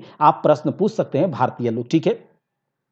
प्रांतीय विधान परिषदों की संख्या में इसमें वृद्धि कर दी गई। ठीक है। अच्छा, गवर्नर जनरल, भारत सचिव और कार्यकारिणी परिषद में, देखिए जो कार्यकारिणी परिषद था, भारत सचिव, गवर्नर जनरल, इस सब में भारतीयों की भी नियुक्ति इसी अधिनियम के तहत करने का बात हुआ। और सत्येंद्र प्रसाद सिन्हा को, जो कि एक आईसीएस अधिकारी था, उससे वायसराय कार्यपालिका परिषद के पहले भारतीय सदस्य थे, सत्येंद्र प्रसाद सिन्हा। ठीक है। अब देखिए, आता है 1919 का भारत शासन अधिनियम। 1919 का भारत शासन अधिनियम याद रखिएगा। तो इसे कहा गया मॉन्टेग्यू चेम्सफोर्ड सुधार। क्या कहा गया? मॉन्टेग्यू चेम्सफोर्ड सुधार। कि इसमें भी याद रखिएगा 1919 का भारत शासन अधिनियम, मॉन्टेग्यू भारत सचिव होते रहे होंगे, और चेम्सफोर्ड जो थे, लॉर्ड चेम्सफोर्ड, ये आपका 1916 से 21 तक यहाँ पर भारत का वायसराय था। तो मॉन्टेग्यू चेम्सफोर्ड सुधार। देखिए, भारत शासन अधिनियम में कहा गया कि केंद्र में द्विसदनीय व्यवस्था, जो अभी आप देख रहे हैं ना, बाई कैमरल व्यवस्था, जो आप अभी लोकसभा देख रहे हैं, राज्यसभा देख रहे हैं, इसकी शुरुआत जो है 1919 के भारत शासन अधिनियम से हुई। केंद्र में द्विसदन, उच्च सदन और केंद्रीय विधानसभा करके, उच्च सदन यानी कि राज्य परिषद करके, और जो आपका केंद्रीय विधानसभा यानी कि जो अभी लोकसभा देखते हैं उसमें। उच्च सदन में 60 सीट था, 60 सीट में 14 सीट पर 34 सीट पर चुनाव होता था, और बाद बाकी मनोनयन होता था। केंद्रीय विधान परिषद में 144 सीट। अच्छा, इसी भारत शासन अधिनियम के तहत प्रांतों में द्वैध शासन को लागू किया गया, प्रोविंस में डायरकी को लागू किया गया भारत शासन अधिनियम के तहत। देखिए, एक द्वैध शासन तो आपने पहले भी सुना है, जो कि रॉबर्ट क्लाइव ने लगाया था बंगाल, पलासी के युद्ध के बाद जो उसे बनाया गया था गवर्नर। ठीक है, बंगाल का गवर्नर बनाया गया था, तो द्वैध शासन लगाया था। ठीक है। तो प्रांतों में द्वैध शासन भारत शासन अधिनियम के द्वारा लगाया गया। प्रांतों में, प्रोविंस में द्वैध शासन। द्वैध शासन का मतलब क्या होता है कि कोई पैसा वाला कोई और देखेगा और प्रशासन कोई और देखेगा, दो तरीके का शासन, पैसा को कोई और देखने दो, वो मतलब इसीलिए द्वैध शासन लगाता था कि एकदम पैसा को बढ़िया तरीके से लूट पाए। एक डिपार्टमेंट पैसे के लिए ही बना दिया जाए, पैसा को कैसे रेवेन्यू लिया जाए, कैसे राजस्व लिया जाए, कैसे टैक्स लिया जाए, कैसे व्यापार में ज्यादा से ज्यादा दोहन किया जाए, कैसे कृषि का वाणिज्यीकरण किया जाए, ये चीज पर आपको ध्यान देना है। पैसों से रिलेटेड एक अलग डिपार्टमेंट और प्रशासन से अलग डिपार्टमेंट। तो प्रांतों में द्वैध शासन लगा दिया, और प्रांतीय विषय को दो भाग में बांट दिया गया, एक रिजर्व्ड और एक हस्तांतरित। रिजर्व्ड जो विषय था वो रखा गया किसके लिए? तो गवर्नर जनरल, वायसराय और उसके कार्यकारिणी परिषद के लिए, जिसमें कि केवल और केवल अंग्रेज था। और हस्तांतरित विषय उसे दिया गया गवर्नर जनरल, वायसराय और विधान परिषद के सदस्यों। विधान परिषद में तो इंडियंस भी थे, तो हस्तांतरित विषय, ऐसे विषय जिसमें पैसों का लेन देन ना हो, इसको दे दिया गया किसको? तो विधान परिषद को, वायसराय और विधान परिषद। वायसराय और कार्यकारी परिषद, जिसमें केवल अंग्रेज थे, वो दे दिया गया आरक्षित विषय में, और आरक्षित विषय में पैसों को लेकर के जो विषय थे उसे दे दिया गया। ठीक है, उसे आपका आरक्षित विषय में रख दिया गया। ठीक है, पैसों को लेकर वित्त वाला विभाग सब कुछ। उसके बाद जो हस्तांतरित में आपका जो लोकल गवर्नेंस वाला आता है, जैसे हॉस्पिटल हो गया, पढ़ाई लिखाई हो गया, तो ये सब हस्तांतरित में डाल दिया गया। और याद रखिएगा, हस्तांतरित विषय में अगर कोई बात होता है तो उसके लिए जो है वो उत्तरदायी होता था किसके प्रति? तो वायसराय के प्रति या भारत सचिव के प्रति, लेकिन आरक्षित वाला को उत्तरदायी नहीं किया गया। अच्छा, इसी अधिनियम 1919 के भारत शासन अधिनियम के तहत कैग की नियुक्ति करी गई थी। क्या बोलते हैं, महालेखा परीक्षक की, कंट्रोलर ऑडिटर जनरल की नियुक्ति करी गई थी। तो याद रखिएगा, कैग की नियुक्ति किसके तहत? 1919 के भारत परिषद अधिनियम। और इसके पहले हमने क्या देखा था? अप्रत्यक्ष चुनाव और प्रत्यक्ष चुनाव को कब लाया गया? डायरेक्ट जो इलेक्टोरल अभी जिस प्रकार से होता है, उसकी शुरुआत करी गई थी 1919 के भारत शासन अधिनियम के तहत। उसके बाद लोक सेवा आयोग का गठन भी इसी में किया गया। केंद्रीय बजट और राज्य बजट को अलग किया गया। महिलाओं को वोट देने का अधिकार इसमें दिया गया और वायसराय को बहुत सारी शक्तियां दी गई है, ये आप नोट्स में पढ़ सकते हैं। सांप्रदायिकता का इसमें पुरजोर विस्तार हुआ। पहले तो मुस्लिमों के लिए अलग निर्वाचन पद्धति प्रणाली था, लेकिन इसमें क्या किया गया, सिखों के लिए अलग, भारतीय ईसाइयों के लिए अलग, एंग्लो इंडियंस के लिए अलग अलग पृथक निर्वाचन। मतलब पूरी तरह से ये भारतीय समाज को तोड़ देना चाहता था ये मतलब अंग्रेज। ठीक है, चलिए भारत शासन अधिनियम 1935 आता है और इसका जो है अभी जो भारतीय संविधान आप देखते हैं, इसी का बहुत ज्यादा इंपैक्ट आपके भारतीय संविधान पर देखने को मिलता है। भारत शासन अधिनियम 1935, केंद्र में द्वैध शासन लगाया गया। देखिए भारत शासन अधिनियम के द्वारा प्रांतों से द्वैध शासन हटा दिया गया। जो प्रांतों में डायरकी लगाया गया था उसको हटा करके केंद्र में द्वैध शासन लगा दिया गया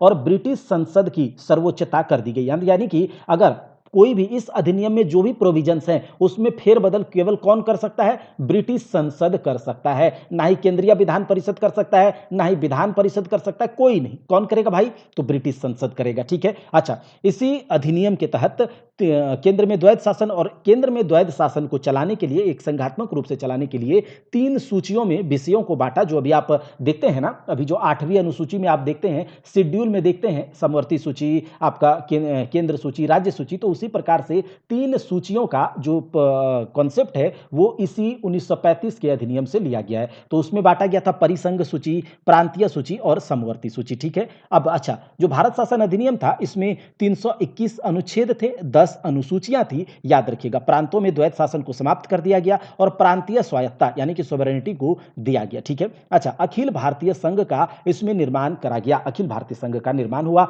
इसमें भारत के संघात्मक रूप को ब्रिटिश गवर्नमेंट के द्वारा माना गया कि भारत जो है राज्यों से मिलकर बना है, राज्यों का एक संघ है, इसीलिए अखिल भारतीय संघ का निर्माण किया गया। और उसके बाद याद रखिएगा, इसमें एक संघीय न्यायालय, जो अभी आप सुप्रीम कोर्ट देखते हैं उस टाइप के संघीय न्यायालय की स्थापना करी गई, जिसमें एक मुख्य न्यायाधीश और 2 अन्य न्यायाधीश की यहां पर नियुक्ति करी गई थी। एक भारतीय रिजर्व बैंक की भी स्थापना यानी कि संघीय बैंक की भी स्थापना इसी अधिनियम 1935 के तहत। बर्मा को भारत से अलग किया गया इसी अधिनियम के तहत। ठीक है, ये सब याद रखिएगा। सांप्रदायिक निर्वाचन का व्यापक विस्तार कर दिया गया। इसमें दलितों का अलग हो गया, महिलाओं, मजदूरों को भी अलग अलग तरीके से ये निर्वाचन क्षेत्र में रखने लगे। मतलब कि इस तरह से ये तोड़ने का काम किया था। ठीक है, उसके बाद 1947 का अधिनियम आता है, स्वतंत्रता अधिनियम। ठीक है, उसके बाद स्वतंत्र हो जाते हैं। तो ये हम लोगों ने क्या देखा? हम लोगों ने देखा संविधान का जो इतिहास है। चलिए अब प्रश्न को देखते हैं। ठीक है, अब पहला इसके बाद जो प्रश्न है वो देखिए, ब्रिटेन के किस कानून के द्वारा भारतीय प्रतिनिधियों को भारतीय विधान परिषद के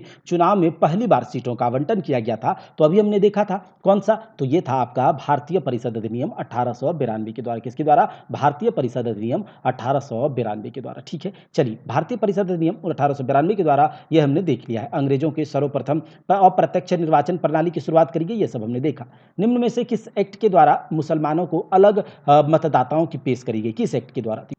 ये हमने अच्छे से अभी देखा कि किस अधिनियम के द्वारा अलग से पृथक निर्वाचन प्रणाली मुसलमानों के लिए था। तो एक्ट ऑफ 1909 के द्वारा, 1909 से मार्लियामेंटो सुधार था। 1950 में भारतीय संविधान द्वारा देश को शासित करने वाले मौलिक दस्तावेज के रूप में किस अधिनियम को प्रतिस्थापित किया गया था? तो ये भारत सरकार अधिनियम 1935। ठीक है, भारत सरकार अधिनियम 1935। 1950 में भारतीय संविधान के द्वारा देश को शासित करने वाले मौलिक दस्तावेज के रूप में भारत सरकार अधिनियम 1935 को प्रतिस्थापित किया गया था। देखिए कहा गया था उसमें कि 1935 के ही भारत शासन अधिनियम से के जो अधिनियम है उसी से अभी तक, जब तक कि संविधान बनकर तैयार नहीं हो जाता, जब तक चुनाव नहीं हो जाता, तब तक उसी से यहाँ पर शासन व्यवस्था चलाया जाएगा। कुख्यात द्विशासन यानी कि द्वैध शासन निम्न में से किस ब्रिटिश भारत अधिनियम की एक विशेषता थी? तो द्वैध शासन किस में लाया गया था? ठीक है, तो भारत सरकार अधिनियम 1919 के तहत प्रांतों में द्वैध शासन लाया गया था। और जो देखिए हमने अभी बताया था ना कि द्वैध शासन को लाया गया था 1919 के द्वारा, द्वैध शासन प्रणाली की व्यवस्था की गई थी और इसके तहत प्रांतों में दोहरी शासन प्रणाली व्यवस्था करी गई थी। ठीक है, तो जो स्वास्थ्य, स्थानीय स्वशासन, शिक्षा, चिकित्सा, चयनित सदस्यों को और जबकि प्रमुख कार्यकारी शक्तियां अभी भी गवर्नर, तो ये सब हमने देखा हुआ है, एक बार देख लीजिएगा। देखिए यूनाइटेड किंगडम से संसद के 7 सदस्यों का, यूनाइटेड किंगडम से संसद के 7 सदस्यों का एक समूह था जिसे ब्रिटिश भारत के संवैधानिक सुधारों का सुझाव देने के लिए गठित किया गया था। तो ये क्या था? ये साइमन कमीशन था। याद रखिएगा, साइमन कमीशन में 7 सदस्य थे, जो ब्रिटिश भारत के संवैधानिक सुधार को सुझाव देने के लिए गठित किया गया था। इसी के लिए 1928 में साइमन वापस जाओ का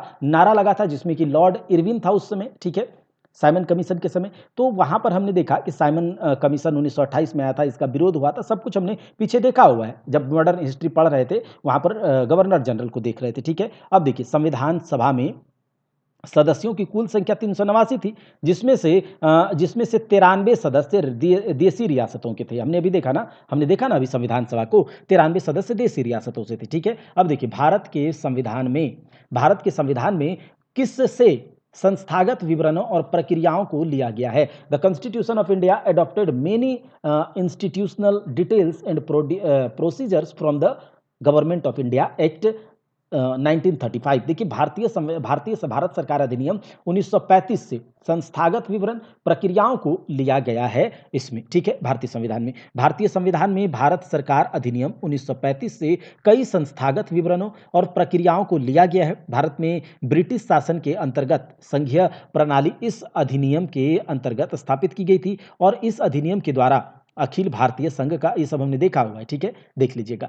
अब देखिए, निम्न में से किस अधिनियम के द्वारा भारत में प्रांतों को स्वायत्तता प्रदान करी गई? तो प्रांतों को स्वायत्तता प्रदान करी गई किसमें? भारत सरकार अधिनियम 1935 के द्वारा। देखिए, भारत सरकार अधिनियम में 1935 में क्या किया गया था?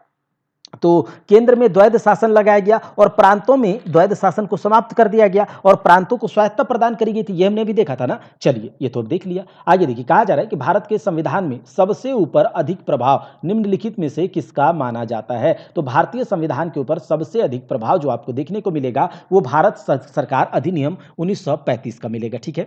अगर आपसे पूछा जाए कि यूएसए के संविधान से या अमेरिका के संविधान से भारतीय संविधान में क्या क्या लिया गया है, तो आपको बोलना होगा कि अमेरिका के संविधान से मौलिक अधिकार, सबसे पहले आपको याद रखना होगा फंडामेंटल राइट्स, जो कहां से लिया गया है? अमेरिका के संविधान से मौलिक अधिकार, ठीक है। उसके बाद राष्ट्रपति पर महाभियोग लगाने, जो इंपीचमेंट लगाते हैं राष्ट्रपति के ऊपर, उसका भी प्रावधान कहां से लिया गया है? अमेरिका के संविधान से ही लिया गया है। न्यायिक पुनरावलोकन का प्रावधान कहां से लिया गया है? तो अमेरिका से लिया गया है, ठीक है। न्यायिक पुनरावलोकन का अमेरिका के संविधान से, याद रखिएगा, मौलिक अधिकार, राष्ट्रपति पर महाभियोग लगाने की प्रक्रिया, न्यायिक पुनरावलोकन और न्यायपालिका की स्वतंत्रता। देखिए, न्यायपालिका जो आपका जुडिशरी है, उसका फ्रीडम, उसका फ्री होना आवश्यक है, ये यूएसए के संविधान से लिया गया है। तो याद रखिएगा, न्यायपालिका की स्वतंत्रता, न्यायिक पुनरावलोकन, मौलिक अधिकार, राष्ट्रपति पर महाभियोग, ये यूएस के संविधान से लिया गया। रूस से क्या लिया गया है? तो याद रखिएगा, सबसे पहले कि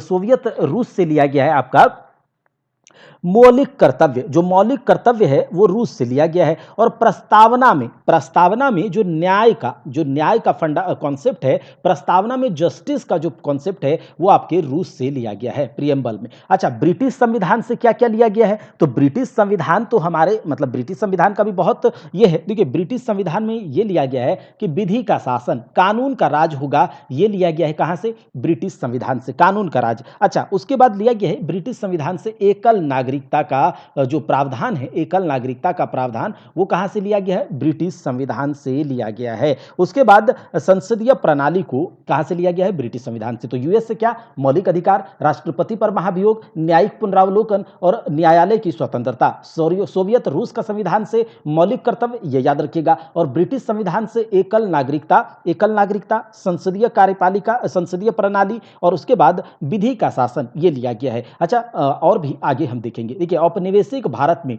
एक संघीय अदालत की स्थापना 1935 के अधिनियम के तहत करी गई थी। ये हमने देखा अभी। भारत में किस प्रकार का संघवाद देखा जाता है? तो भारत में संघ बनाकर राज्यों का गठन। भारत का संघवाद कैसा है? तो भारत राज्यों का एक संघ होगा, यानी कि संघ को बनाकर राज्यों का गठन देखा जाता है। इस प्रकार से तो भारत में इस प्रकार का संघवाद देखा जाता है। हम आगे चलकर देखेंगे कि किस प्रकार से अनुच्छेद भाग 1 में, भारतीय संविधान के भाग 1 में कहा गया है कि भारत क्या होगा? राज्यों का एक संघ होगा। भाग 1 में कहा गया है भारत राज्यों का एक संघ होगा, ठीक है। चलिए, तो यहाँ से याद रखिएगा कि भारतीय संविधान में अभी कितने भाग हैं? 22 पार्ट हैं, ठीक है? और ये मूल संविधान में था और अभी भी उसमें थोड़ा चेंज हुआ है। तो 22 पार्ट में से भारतीय संविधान का भाग 1 में, पार्ट 1 में क्या दिया गया है? क्या कॉन्सेप्ट, क्या प्रोविज़न है? तो ये दिया गया है संघ और उसका राज्य क्षेत्र, यानी कि यूनियन एंड इट्स टेरिटोरी। संघ और उसका राज्य क्षेत्र, यूनियन और इट्स टेरिटोरी। अच्छा, भाग 1 में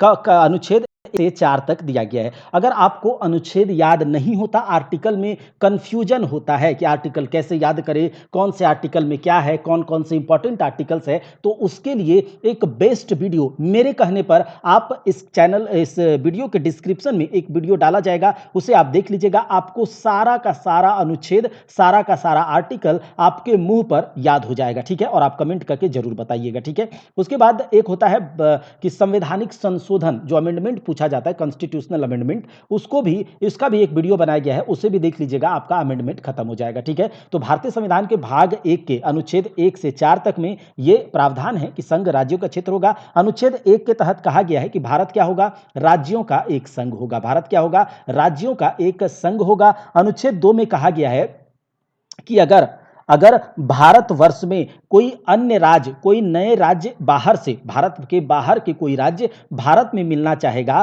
तो वो अनुच्छेद 2 के तहत हम उसको भारतवर्ष में मिलाएंगे। अनुच्छेद 3 के तहत कहा गया है कि अगर भारतवर्ष के अंदर ही, जैसे कि बिहार और झारखंड अलग हुआ, तेलंगाना और आंध्र प्रदेश अलग हुआ, मध्य प्रदेश और छत्तीसगढ़ अलग हुआ, हिमाचल प्रदेश और उत्तराखंड अलग हुआ, इस प्रकार से कोई अलग होना चाहे और क्षेत्रों, सीमाओं में परिवर्तन करना चाहेगा, तो वह अनुच्छेद 3 के तहत करेगा, ठीक है? और अनुच्छेद 4 में कहा गया कि अनुच्छेद 2 और 3 में कोई भी बदलाव संविधान में संशोधन नहीं माना जाएगा, याद रखिएगा। तो ये बोला गया है भाग 1 से 4 तक। हमने पूरा करवा दिया आपको यहाँ तक। भाग 1 में जो राज्य और उसका संघ और उसका राज्य क्षेत्र से संबंधित अनुच्छेद और उसके बारे में हमने आपको बता दिया। देखिए, निर्वाचक सभा पहली बार कब मिली? तो 1946 में, 9 दिसंबर 1946 को, ठीक है? 1946 में 9 दिसंबर 1946 को, और इसके बारे में हमने बात कर लिया है। देखिए, निम्न में से किस अनुच्छेद में इंडिया को भारत कहा गया है? तो अनुच्छेद 1 में कि भारत राज्यों का एक संघ होगा। क्या कहा गया है? इंडिया को भारत कहा गया है, और इसमें कहा गया है कि भारत राज्यों का एक संघ होगा। क्या कहा गया है? भारत राज्यों का एक संघ होगा, ठीक है? ये तो अभी हमने देखा। चलिए, भारतीय नागरिकता किसके द्वारा दी जाती है? अब यहां पर आता है इंडियन सिटीजनशिप। तो भारतीय नागरिकता हमने क्या देखा? भाग 1 में क्या कहा गया है? संघ और उसका राज्य क्षेत्र, यानी कि यूनियन एंड इट्स टेरिटोरीज। अच्छा, भाग 2 में क्या कहा गया है? भाग 2 में अनुच्छेद, भारतीय संविधान के भाग 2 यानी कि पार्ट 2 में भारत की नागरिकता, भारत के सिटीजनशिप को लेकर के कि कैसे भारत की नागरिकता प्राप्त करी जा सकती है, नागरिकता से संबंधित क्या क्या प्रावधान है, ये सब भाग 2 में दिया गया है, ठीक है? और भाग 2 का अनुच्छेद कहां से कहां तक है? तो अनुच्छेद 5 से 11 तक भारतीय संविधान में नागरिकता का प्रावधान है। अनुच्छेद 5 से 11 तक भारतीय संविधान में नागरिकता का प्रावधान है। अनुच्छेद 5 में कहा गया है कि देखिए, संविधान जब बनाना, अनुच्छेद 5 में कहा गया है कि संविधान जब बना, उस समय भारतवर्ष के में जो लोग थे, उसके नागरिकता के बारे में बात करा गया। क्या कहा गया है? कि संविधान जिस दिन लागू हुआ, 26 जनवरी 1950 को, उस दिन जो भारतवर्ष में था, वह नागरिक कैसे होगा? कि उसका जन्म भारत में हुआ हो, माता या पिता में किसी एक का जन्म भारत में हुआ हो, और संविधान लागू हुआ है जिस दिन, उसके 5 वर्ष पहले से भारत में जो रह रहा होगा, वो अनुच्छेद 5 के तहत भारतवर्ष का नागरिक होगा। तो ये अनुच्छेद 5 आपको याद रखना है इस तरह से कि संविधान जिस दिन लागू हुआ, उस दिन नागरिकता का जो प्रावधान दिया गया अनुच्छेद 5 के तहत। अनुच्छेद 5 के बाद अनुच्छेद 10 इंपॉर्टेंट है। तो अनुच्छेद 10 यानी कि आर्टिकल 10 के तहत कहा गया है कि नागरिकता, अनुच्छेद 10 में कहा गया है कि नागरिकता के अधिकारों का मतलब बना रहना। ये इससे लेकर के प्रावधान जो है अनुच्छेद 10 में कहा गया है कि जो भारत के सिटीजन हैं, उसके अधिकार, जो भी एक भारतवर्ष के नागरिक को जो भी अधिकार मिलने चाहिए, वो सारे के सारे अधिकार भारतीय नागरिक को मिलते रहना चाहिए। ये प्रावधान आपको अनुच्छेद 10 में देखने को मिलता है। और अनुच्छेद 11 में मिलता है कि संसद, पार्लियामेंट ही नागरिकता को लेकर के कानून बना सकती है। याद रखिएगा, अनुच्छेद 11 में कहा गया है कि संसद को ही यह अधिकार है कि वह नागरिकता को लेकर कानून बना सकता है। कौन यहां का नागरिक होगा, कौन यहां का नागरिक के नियम होंगे, ये सारे के सारे अनुच्छेद 11 में। तो भाग 2 में नागरिकता को लेकर प्रावधान है। और अनुच्छेद 5 से 11 इसमें देखिए कहा जाता है कि नागरिकता अधिनियम 1955 के बारे में बात करा जाता है कि सबसे पहले first amendment act citizenship CAA first citizenship amendment कब आया था 1955 में। और 1955 के आधार पर पूछा जाता है 5 तरीके से यहां पर नागरिकता प्राप्त करी जा सकती है। 5 तरीके से, एक तो जन्म से, एक वंश से, याद रखिएगा लिख भी लीजिए होगा तो, एक जन्म से, एक वंश से, एक रजिस्ट्रेशन के द्वारा, एक देशीकरण के द्वारा और एक क्षेत्र। अगर कोई क्षेत्र अगर भारतवर्ष अपने में मिला लेता है तो वहां के नागरिक स्वतः ही भारतवर्ष के नागरिक हो जाएंगे। ठीक है, तो ये 5 तरह से नागरिकता प्राप्त करी जा सकती है। और नागरिकता को समाप्त कैसे किया जा सकता है, या तो आप अपने से भारतवर्ष की नागरिकता त्याग दें, या किसी और देश की अगर नागरिकता आपने ग्रहण कर ली तो भारतवर्ष एकल नागरिकता, यहां पर सिंगल सिटीजनशिप का प्रावधान है, यह लिया गया है ब्रिटिश संविधान से। और वो अगर आप दोहरी नागरिकता रखते हैं तो आपकी नागरिकता भारतवर्ष से अपने समाप्त हो जाएगी। अगर आपने नागरिकता फ्रॉड तरीके से लिया है तो आपको पकड़े जाने पर आपको हटा दिया जाएगा।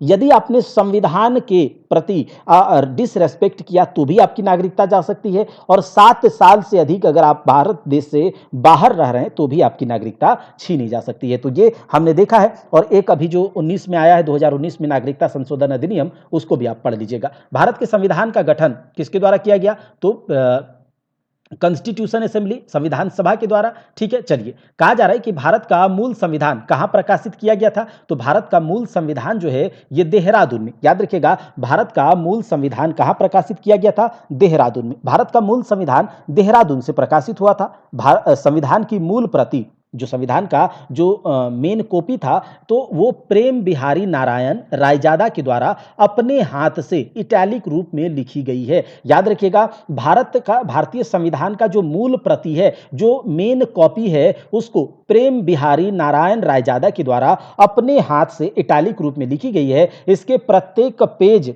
पर जो साज सज्जा का जो डेकोरेशन जो एडिटिंग किया गया है उसका काम किसने किया है, नंदलाल बोस तथा उनके असिस्टेंट ने मिलकर। तो याद रखिएगा पूछा जाएगा कि भारतवर्ष का मूल संविधान कहां से पारित हुआ, तो देहरादून से प्रकाशित हुआ था। उसकी एक जो मूल प्रति को किसके द्वारा लिखा गया, प्रेम बिहारी नारायण रायजादा के द्वारा अपने हाथ से इटैलिक रूप में लिखी गई। और उसमें जो एडिटिंग का काम किया गया है नंदलाल बोस के द्वारा।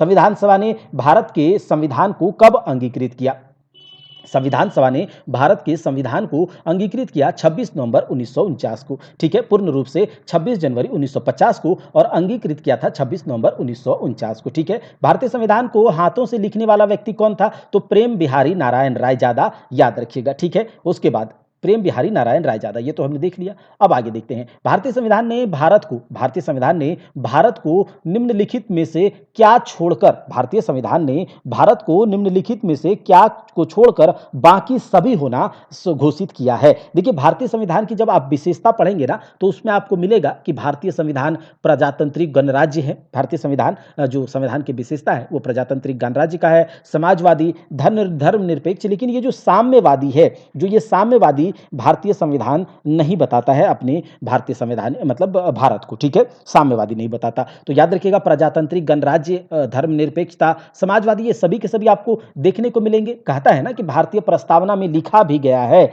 भारतीय प्रस्तावना में लिखा गया है कि हम भारत के लोग भारत को एक संपूर्ण प्रभुत्व संपन्न समाजवादी पंथ निरपेक्ष लोकतंत्रात्मक गणराज्य बनाने के लिए उसके समस्त नागरिकों को सामाजिक आर्थिक राजनीतिक न्याय, तो अगर आपसे पूछा जाए कि कितने न्याय की बात करी गई है तो 3 प्रकार के न्याय की बात करी गई है, सामाजिक आर्थिक और राजनीतिक।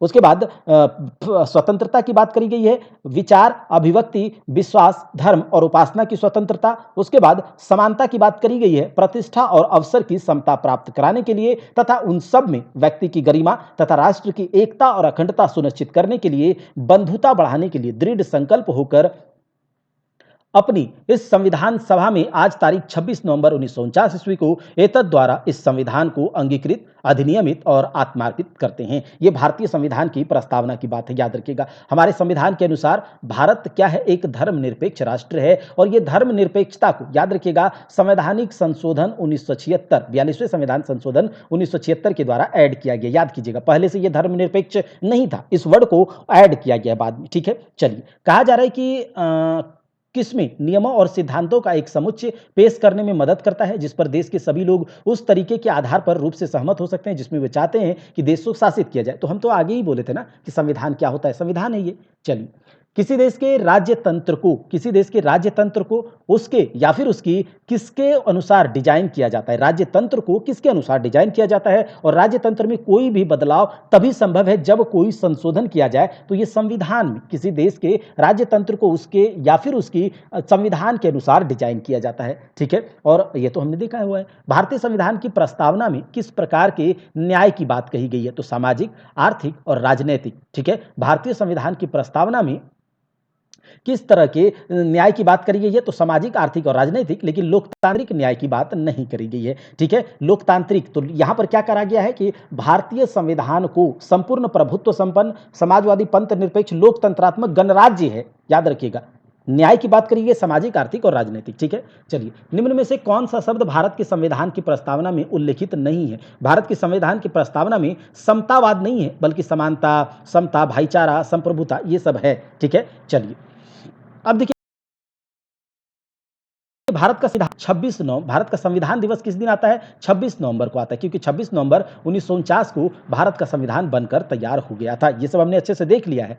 भारतीय संविधान किस दिन अस्तित्व में आया? 26 जनवरी 1950 को अस्तित्व में आया था। 26 यानी कि पूरी तरह से इसको आत्मार्पित किया गया था। ठीक है, चलिए, कहा जा रहा है भारतीय संविधान पूर्णतः किस दिन लागू हुआ? तो 26 जनवरी 1950 को। ठीक है, 26 जनवरी 1950 को। आगे देखिए, कहा जा रहा है भारतीय संविधान कब से लागू हुआ है? तो 26 जनवरी 1950 से। संविधान सभा के सदस्यों ने 24 जनवरी 1950 को 284 सदस्यों ने इस पर हस्ताक्षर किया, जिसमें 12 महिलाएं थी, याद रखिएगा। ठीक है, अच्छा, भारत क्या है? भारत एक लोकतंत्र है, भारत एक डेमोक्रेसी है। ठीक है, अभी हमने बताया इसके बारे में। तो भारत एक डेमोक्रेसी है। चलिए, उसके बाद हम देखते हैं कि भारतीय संविधान में कितने अनुच्छेद हैं। भारतीय संविधान में, मूल संविधान में 395 अनुच्छेद हैं, और अभी भी 395 अनुच्छेद हैं अगर देखा जाए मूल तरीके से, लेकिन इसमें ए बी सी डी करके इसके संविधान के अनुच्छेद को अभी बढ़ा दिया गया है, याद रखिएगा। तो 22 भाग थे मूल संविधान में, 395 अनुच्छेद, 8 अनुसूचियां और 12 भाग, 22 भाग थे। अभी 12 अनुसूचियां हो गई हैं, अनुसूचियों को भी आगे हम पढ़ेंगे। और अभी जो भारतीय संविधान में जो अनुच्छेद है, क ख ग, ये सब करके मूल संविधान तो 395 ही है, लेकिन उसमें बढ़ा के संख्या कर दिया गया है तो 465। भारतीय संविधान के कितने भाग हैं? तो भारतीय संविधान में पहले मूल संविधान में 22 भाग थे, अभी 25 भाग हैं। एक एक भाग को भी आगे हम पढ़ेंगे, और एक भी प्रश्न आपको संविधान से छूटने नहीं देंगे। अगर इतना डिटेल में आपको पढ़ना है तो कमेंट बॉक्स में कमेंट जरूर कीजिएगा। आप कमेंट नहीं करते हैं, वीडियो पर लाइक भी नहीं करते और शेयर भी नहीं करते, इतना मेहनत का फायदा नहीं हो पाएगा फिर। ठीक है, इतना मेहनत आपके लिए किया जाएगा, जब तक आप रिस्पॉन्स नहीं करेंगे, आपका एप्रिसिएशन, जब तक आपका सपोर्ट नहीं मिलेगा, तो इतना मेहनत करना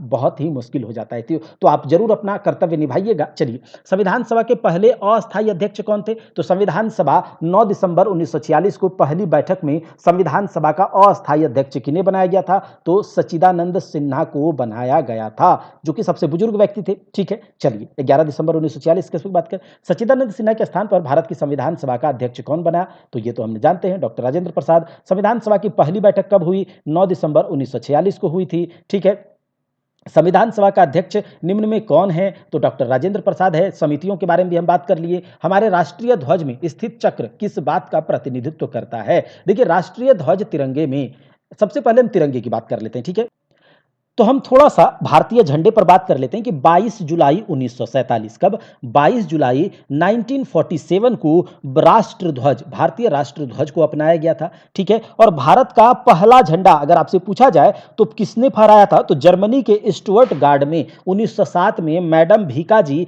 कामा ने क्या किया था? भारत का पहला झंडा फहराया था। अच्छा, अभी जो वर्तमान झंडा, जो प्रेजेंट टाइम में झंडा है, इसका डिजाइन किसने तैयार किया था पूछा जाए तो आप याद रखिएगा, पिंगली वेंकैया। क्या? पिंगली वेंकैया ने। और अभी वर्तमान समय में भारतवर्ष में जो झंडे हैं उसके नीचे बीच जो चक्र है, नीले रंग के चक्र, और उसमें 24 तीलियां हैं। कितना? 24 तीलियां हैं। ये सब तो आप जानते होंगे। तो भारतीय झंडा ये सब है, इसमें जो गति, सत्य, विकास, भविष्य, इन सब में किसी का परिचायक नहीं है राष्ट्रीय ध्वज। चलिए आगे देखते हैं।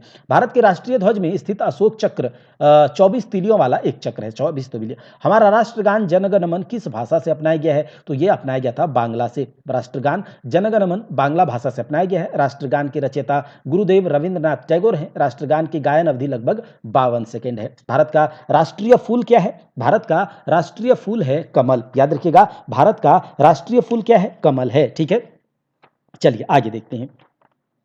तो यहां पर देखिए, जब भारत के बारे में पूछ लिया गया कि भारत का राष्ट्रीय फूल क्या है, तो कमल है। अच्छा, राष्ट्रीय ध्वज क्या है भारत का? तिरंगा झंडा है। राष्ट्रीय चिन्ह क्या है? अशोक स्तंभ है। राष्ट्रगान क्या है? जनगण मन है। तो राष्ट्रगान और राष्ट्रगीत में कंफ्यूज नहीं होना है। राष्ट्रगान है जनगण मन और राष्ट्रगीत है वंदे मातरम। राष्ट्रीय पंचांग जो कैलेंडर है हम लोगों का, भारत सरकार जिसको मानता है, शक संवत। अच्छा, शक संवत की का शुरुआत कब हुआ था, किस शताब्दी में हुआ था, ये आपको कमेंट बॉक्स में बताना है। हिस्ट्री में हमने आपको बताया हुआ है। भारत का राष्ट्रीय पशु बाघ है। राष्ट्रीय पुष्प कमल है। राष्ट्रीय वृक्ष पीपल है। राष्ट्रीय फल आम है। राष्ट्रीय नदी गंगा है। राष्ट्रीय जल में जो रहने वाला है वो डॉल्फिन है। और राष्ट्रीय धरोहर पशु हाथी है। ठीक है, इतना हमने आपको बता दिया। चलिए अब आगे देखते हैं। कहा जा रहा है कि निम्न में से किस जानवर को भारत के राष्ट्रीय प्रतीक में जगह नहीं मिली है? तो राष्ट्रीय प्रतीक में ऊंट को जगह नहीं मिली है। याद रखिएगा, राष्ट्रीय प्रतीक में ऊंट को जगह, भारत के राष्ट्रीय प्रतीक चिन्ह में शेर है,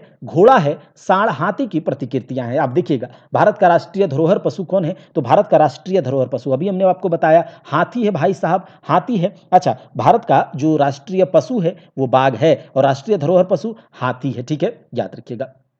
अच्छा, भारत का राष्ट्रीय धरोहर पशु हाथी है। भारत सरकार ने वर्ष 2010 में हाथियों के संरक्षण की दिशा में कदम बढ़ाते हुए राष्ट्रीय धरोहर पशु घोषित किया था 2010 में। भारत के राष्ट्रीय प्रतीक पर उल्लेखित सत्यमेव जयते कहां से लिया गया है? तो सत्यमेव जयते को कहां से लिया गया है? मुंडक उपनिषद से लिया गया है। ठीक है, चलिए सभा की देखिए क्या कहा जा रहा है कि सभा के विचार विमर्श के लिए मार्गदर्शन करने के लिए उद्देश्य संकल्प आंदोलन का प्रारंभ किसके द्वारा किया गया था? जवाहरलाल नेहरू के द्वारा 13 दिसंबर 1946 को। ठीक है, जवाहरलाल नेहरू के द्वारा संविधान सभा के सामने उद्देश्य का प्रस्ताव प्रस्तुत किया गया था, जिससे कि संविधान सभा ने 22 जनवरी 1947 को पास कर दिया था। ठीक है, मतलब स्वीकार कर लिया था। किसने भारतीय संविधान की प्रस्तावना जो उद्देशिका कहा जाता है, उद्देशिका को भारतीय संविधान की राजनीतिक कुंडली के रूप में वर्णित किया। Who described the preamble of Indian constitution as the political horoscope of Indian constitution? किसने करा था? तो याद रखिएगा, आपका कन्हैयालाल मणिकलाल मुंशी, के एम मुंशी। जो के एम मुंशी, अच्छा के एम मुंशी भारतीय संविधान के प्रारूप समिति के सदस्य भी थे, 7 सदस्यों में से एक, जिसका अध्यक्ष कौन था? बी आर अम्बेडकर था। ठीक है, तो के एम मुंशी भारतीय संविधान की प्रस्तावना को कहा था कि राजनीतिक कुंडली है प्रस्तावना। ठीक है, निम्न में कौन भारतीय संविधान के प्रारूपण के लिए जिम्मेदार संविधान सभा का हिस्सा नहीं था? तो देखिए कौन नहीं था? महात्मा गांधी नहीं था। याद रखिएगा, सरदार वल्लभ भाई पटेल, बी आर अम्बेडकर, जवाहरलाल नेहरू, ये सभी थे, लेकिन महात्मा गांधी जो थे ना, ये संविधान सभा के सदस्य नहीं थे। याद रखिएगा, महात्मा गांधी संविधान सभा के सदस्य नहीं बने थे। ठीक है, चलिए भारत पाक विभाजन के पहले भारत के पहले वित्त मंत्री कौन थे? तो लियाकत अली खान थे। याद रखिएगा, भारत के पहले वित्त मंत्री भारत पाक विभाजन से पहले कौन थे? देखिए, भारत पाक विभाजन से पहले 2 सितंबर 1946 को गठित अंतरिम सरकार में अक्टूबर 1946 में मुस्लिम लीग के 5 सदस्यों को शामिल किया गया था, जिसमें कि लियाकत अली खान को वित्त मंत्री बनाया गया था। और इस सरकार में जो जैसे रक्षा मंत्री बलदेव सिंह को बनाया गया था, शिक्षा मंत्री सी राजगोपालाचारी को। और सी राजगोपालाचारी, अगर आपसे पूछा जाए कि स्वतंत्र भारत का प्रथम भारतीय गवर्नर जनरल कौन? सी राजगोपालाचारी। स्वतंत्र भारत का अंतिम भारतीय गवर्नर जनरल सी राजगोपालाचारी।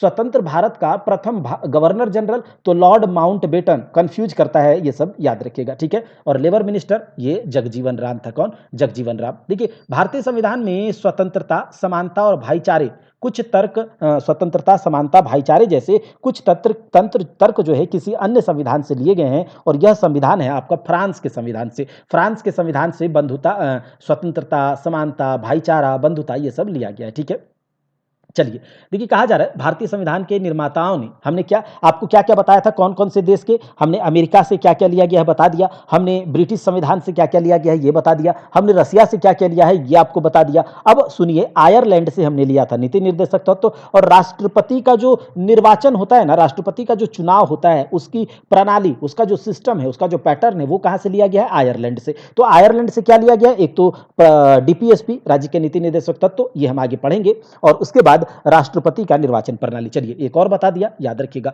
भारतीय संविधान के निर्माताओं ने स्वतंत्रता, समता, बंधुता के सिद्धांतों को कहां से लिया है? तो फ्रांसीसी संविधान से। कनाडा के संविधान से क्या लिया गया भाई साहब? तो कनाडा के संविधान से जो फेडरलिज्म है, जो संघात्मक प्रणाली है, वो कनाडा के संविधान से लिया गया। भारतीय संघ की अवधारणा कनाडा के संविधान से लिया गया है। और केंद्र और राज्य के बीच जो शक्तियों का बंटवारा है, जो पावर्स का बंटवारा है, इसे भी हमने कनाडा से लिया है। राज्यपाल के पद को कहां से लिया गया है? तो याद रखिएगा कनाडा से। राज्यपाल का पद कनाडा से लिया गया है, ठीक है। और वैसी शक्तियां जो केंद्र भी उस पर सूची ना बना पाए, राज्य भी सूची ना बना पाए, मतलब कि अवशिष्ट शक्तियां बाद में केंद्र के पास जाती है, ठीक है, तो वो शक्तियों को भी हमने कनाडा से लिया गया है। आयरलैंड के संविधान से क्या लिया है? तो आयरलैंड के संविधान से हमने लिया है डीपीएसपी यानी कि राज्य के नीति निर्देशक तत्व, और फिर उसके बाद हमने लिया है राष्ट्रपति की निर्वाचन प्रणाली। ब्रिटिश संविधान से क्या लिया, ये तो हमने देख ही लिया। अब देखिए भारतीय संविधान में राज्य नीति निर्देशक तत्व सिद्धांतों को किस देश के संविधान से लिया गया है?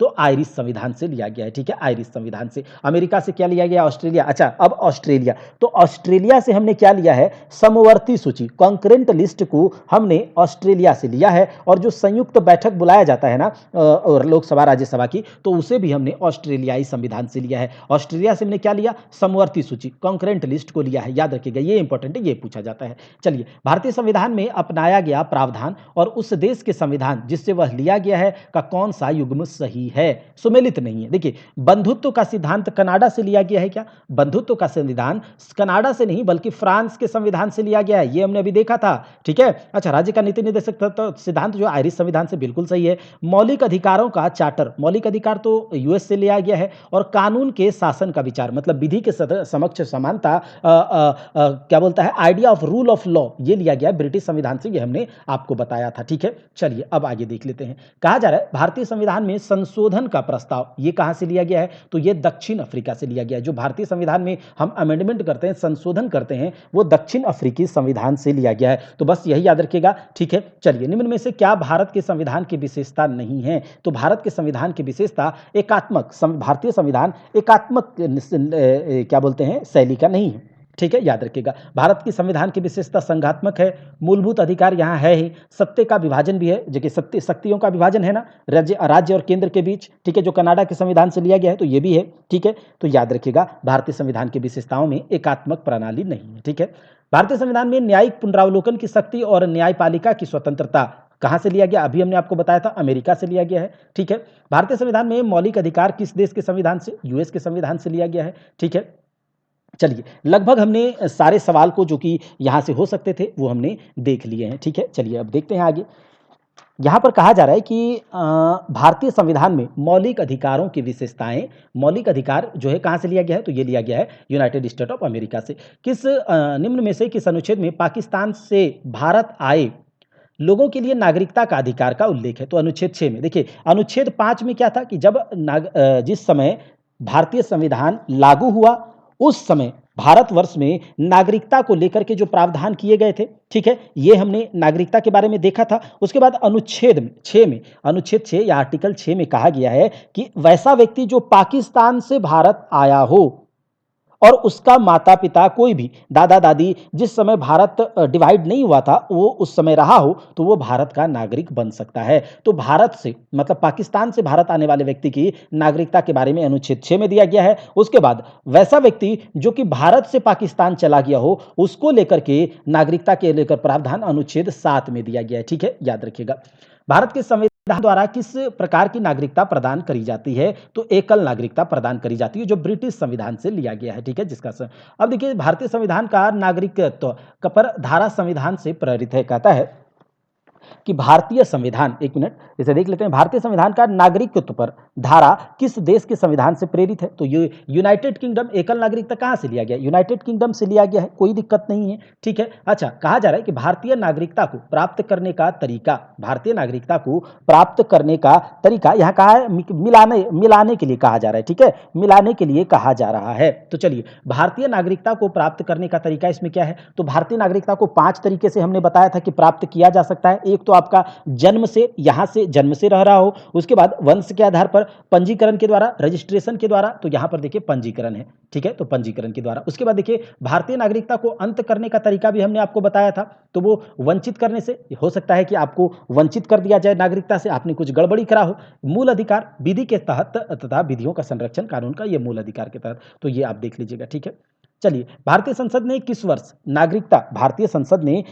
नागरिकता संशोधन विधेयक पारित किया है? तो याद रखिएगा 2019 में, जो ये नेक्स्ट अमेंडमेंट एक्ट था, सीएए, एनआरसी आपने सुना होगा, ये कब किया गया? 2019 में।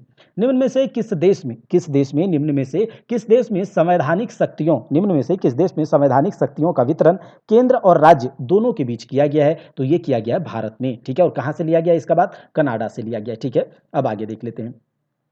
भारतीय संविधान के किस अनुच्छेद में नागरिकता के अधिकारों की निरंतरता? तो नागरिकता के अधिकार का निरंतरता जो है वो हमने बताया था ना आपको, अनुच्छेद 10 और अनुच्छेद 11 के तहत कहा गया है कि भारतीय संविधान के मतलब कि भारतीय नागरिकता को लेकर के कानून कौन बना सकता है? केवल और केवल संसद बना सकता है, ठीक है? अच्छा, अनुच्छेद 9 के तहत क्या कहा गया है कि कोई ऐसा व्यक्ति जो अपने मन से भारत की नागरिकता छोड़ दे तो ऐसे व्यक्ति को भारत का नागरिक नहीं समझा जाएगा, ये अनुच्छेद 9 में कहा गया है। अनुच्छेद 10 में कहा गया अगर कोई भारत का नागरिक है तो उसको जो अधिकार मिलने चाहिए वो मिलते रहेगा, ठीक है? अनुच्छेद 9 में कहा गया अगर आपने अपने मन से नागरिकता छोड़ दी तो आपको नागरिक नहीं समझा जाएगा। अनुच्छेद 11 में कहा गया है कि कोई भी कानून संसद ही बना सकता है नागरिकता पर। और अब हम देखेंगे अगले क्लास में मौलिक अधिकार को, और मौलिक अधिकार भारतीय संविधान के भाग 3 के अनुच्छेद 12 से 51 तक में है, और हम आगे क्लास में अच्छे से मौलिक अधिकार को देखेंगे, डीपीएसपी को देखेंगे, यानी कि राज्य के नीति निर्देशक तत्व को। तो अगर आपको क्लास अच्छा लगता है,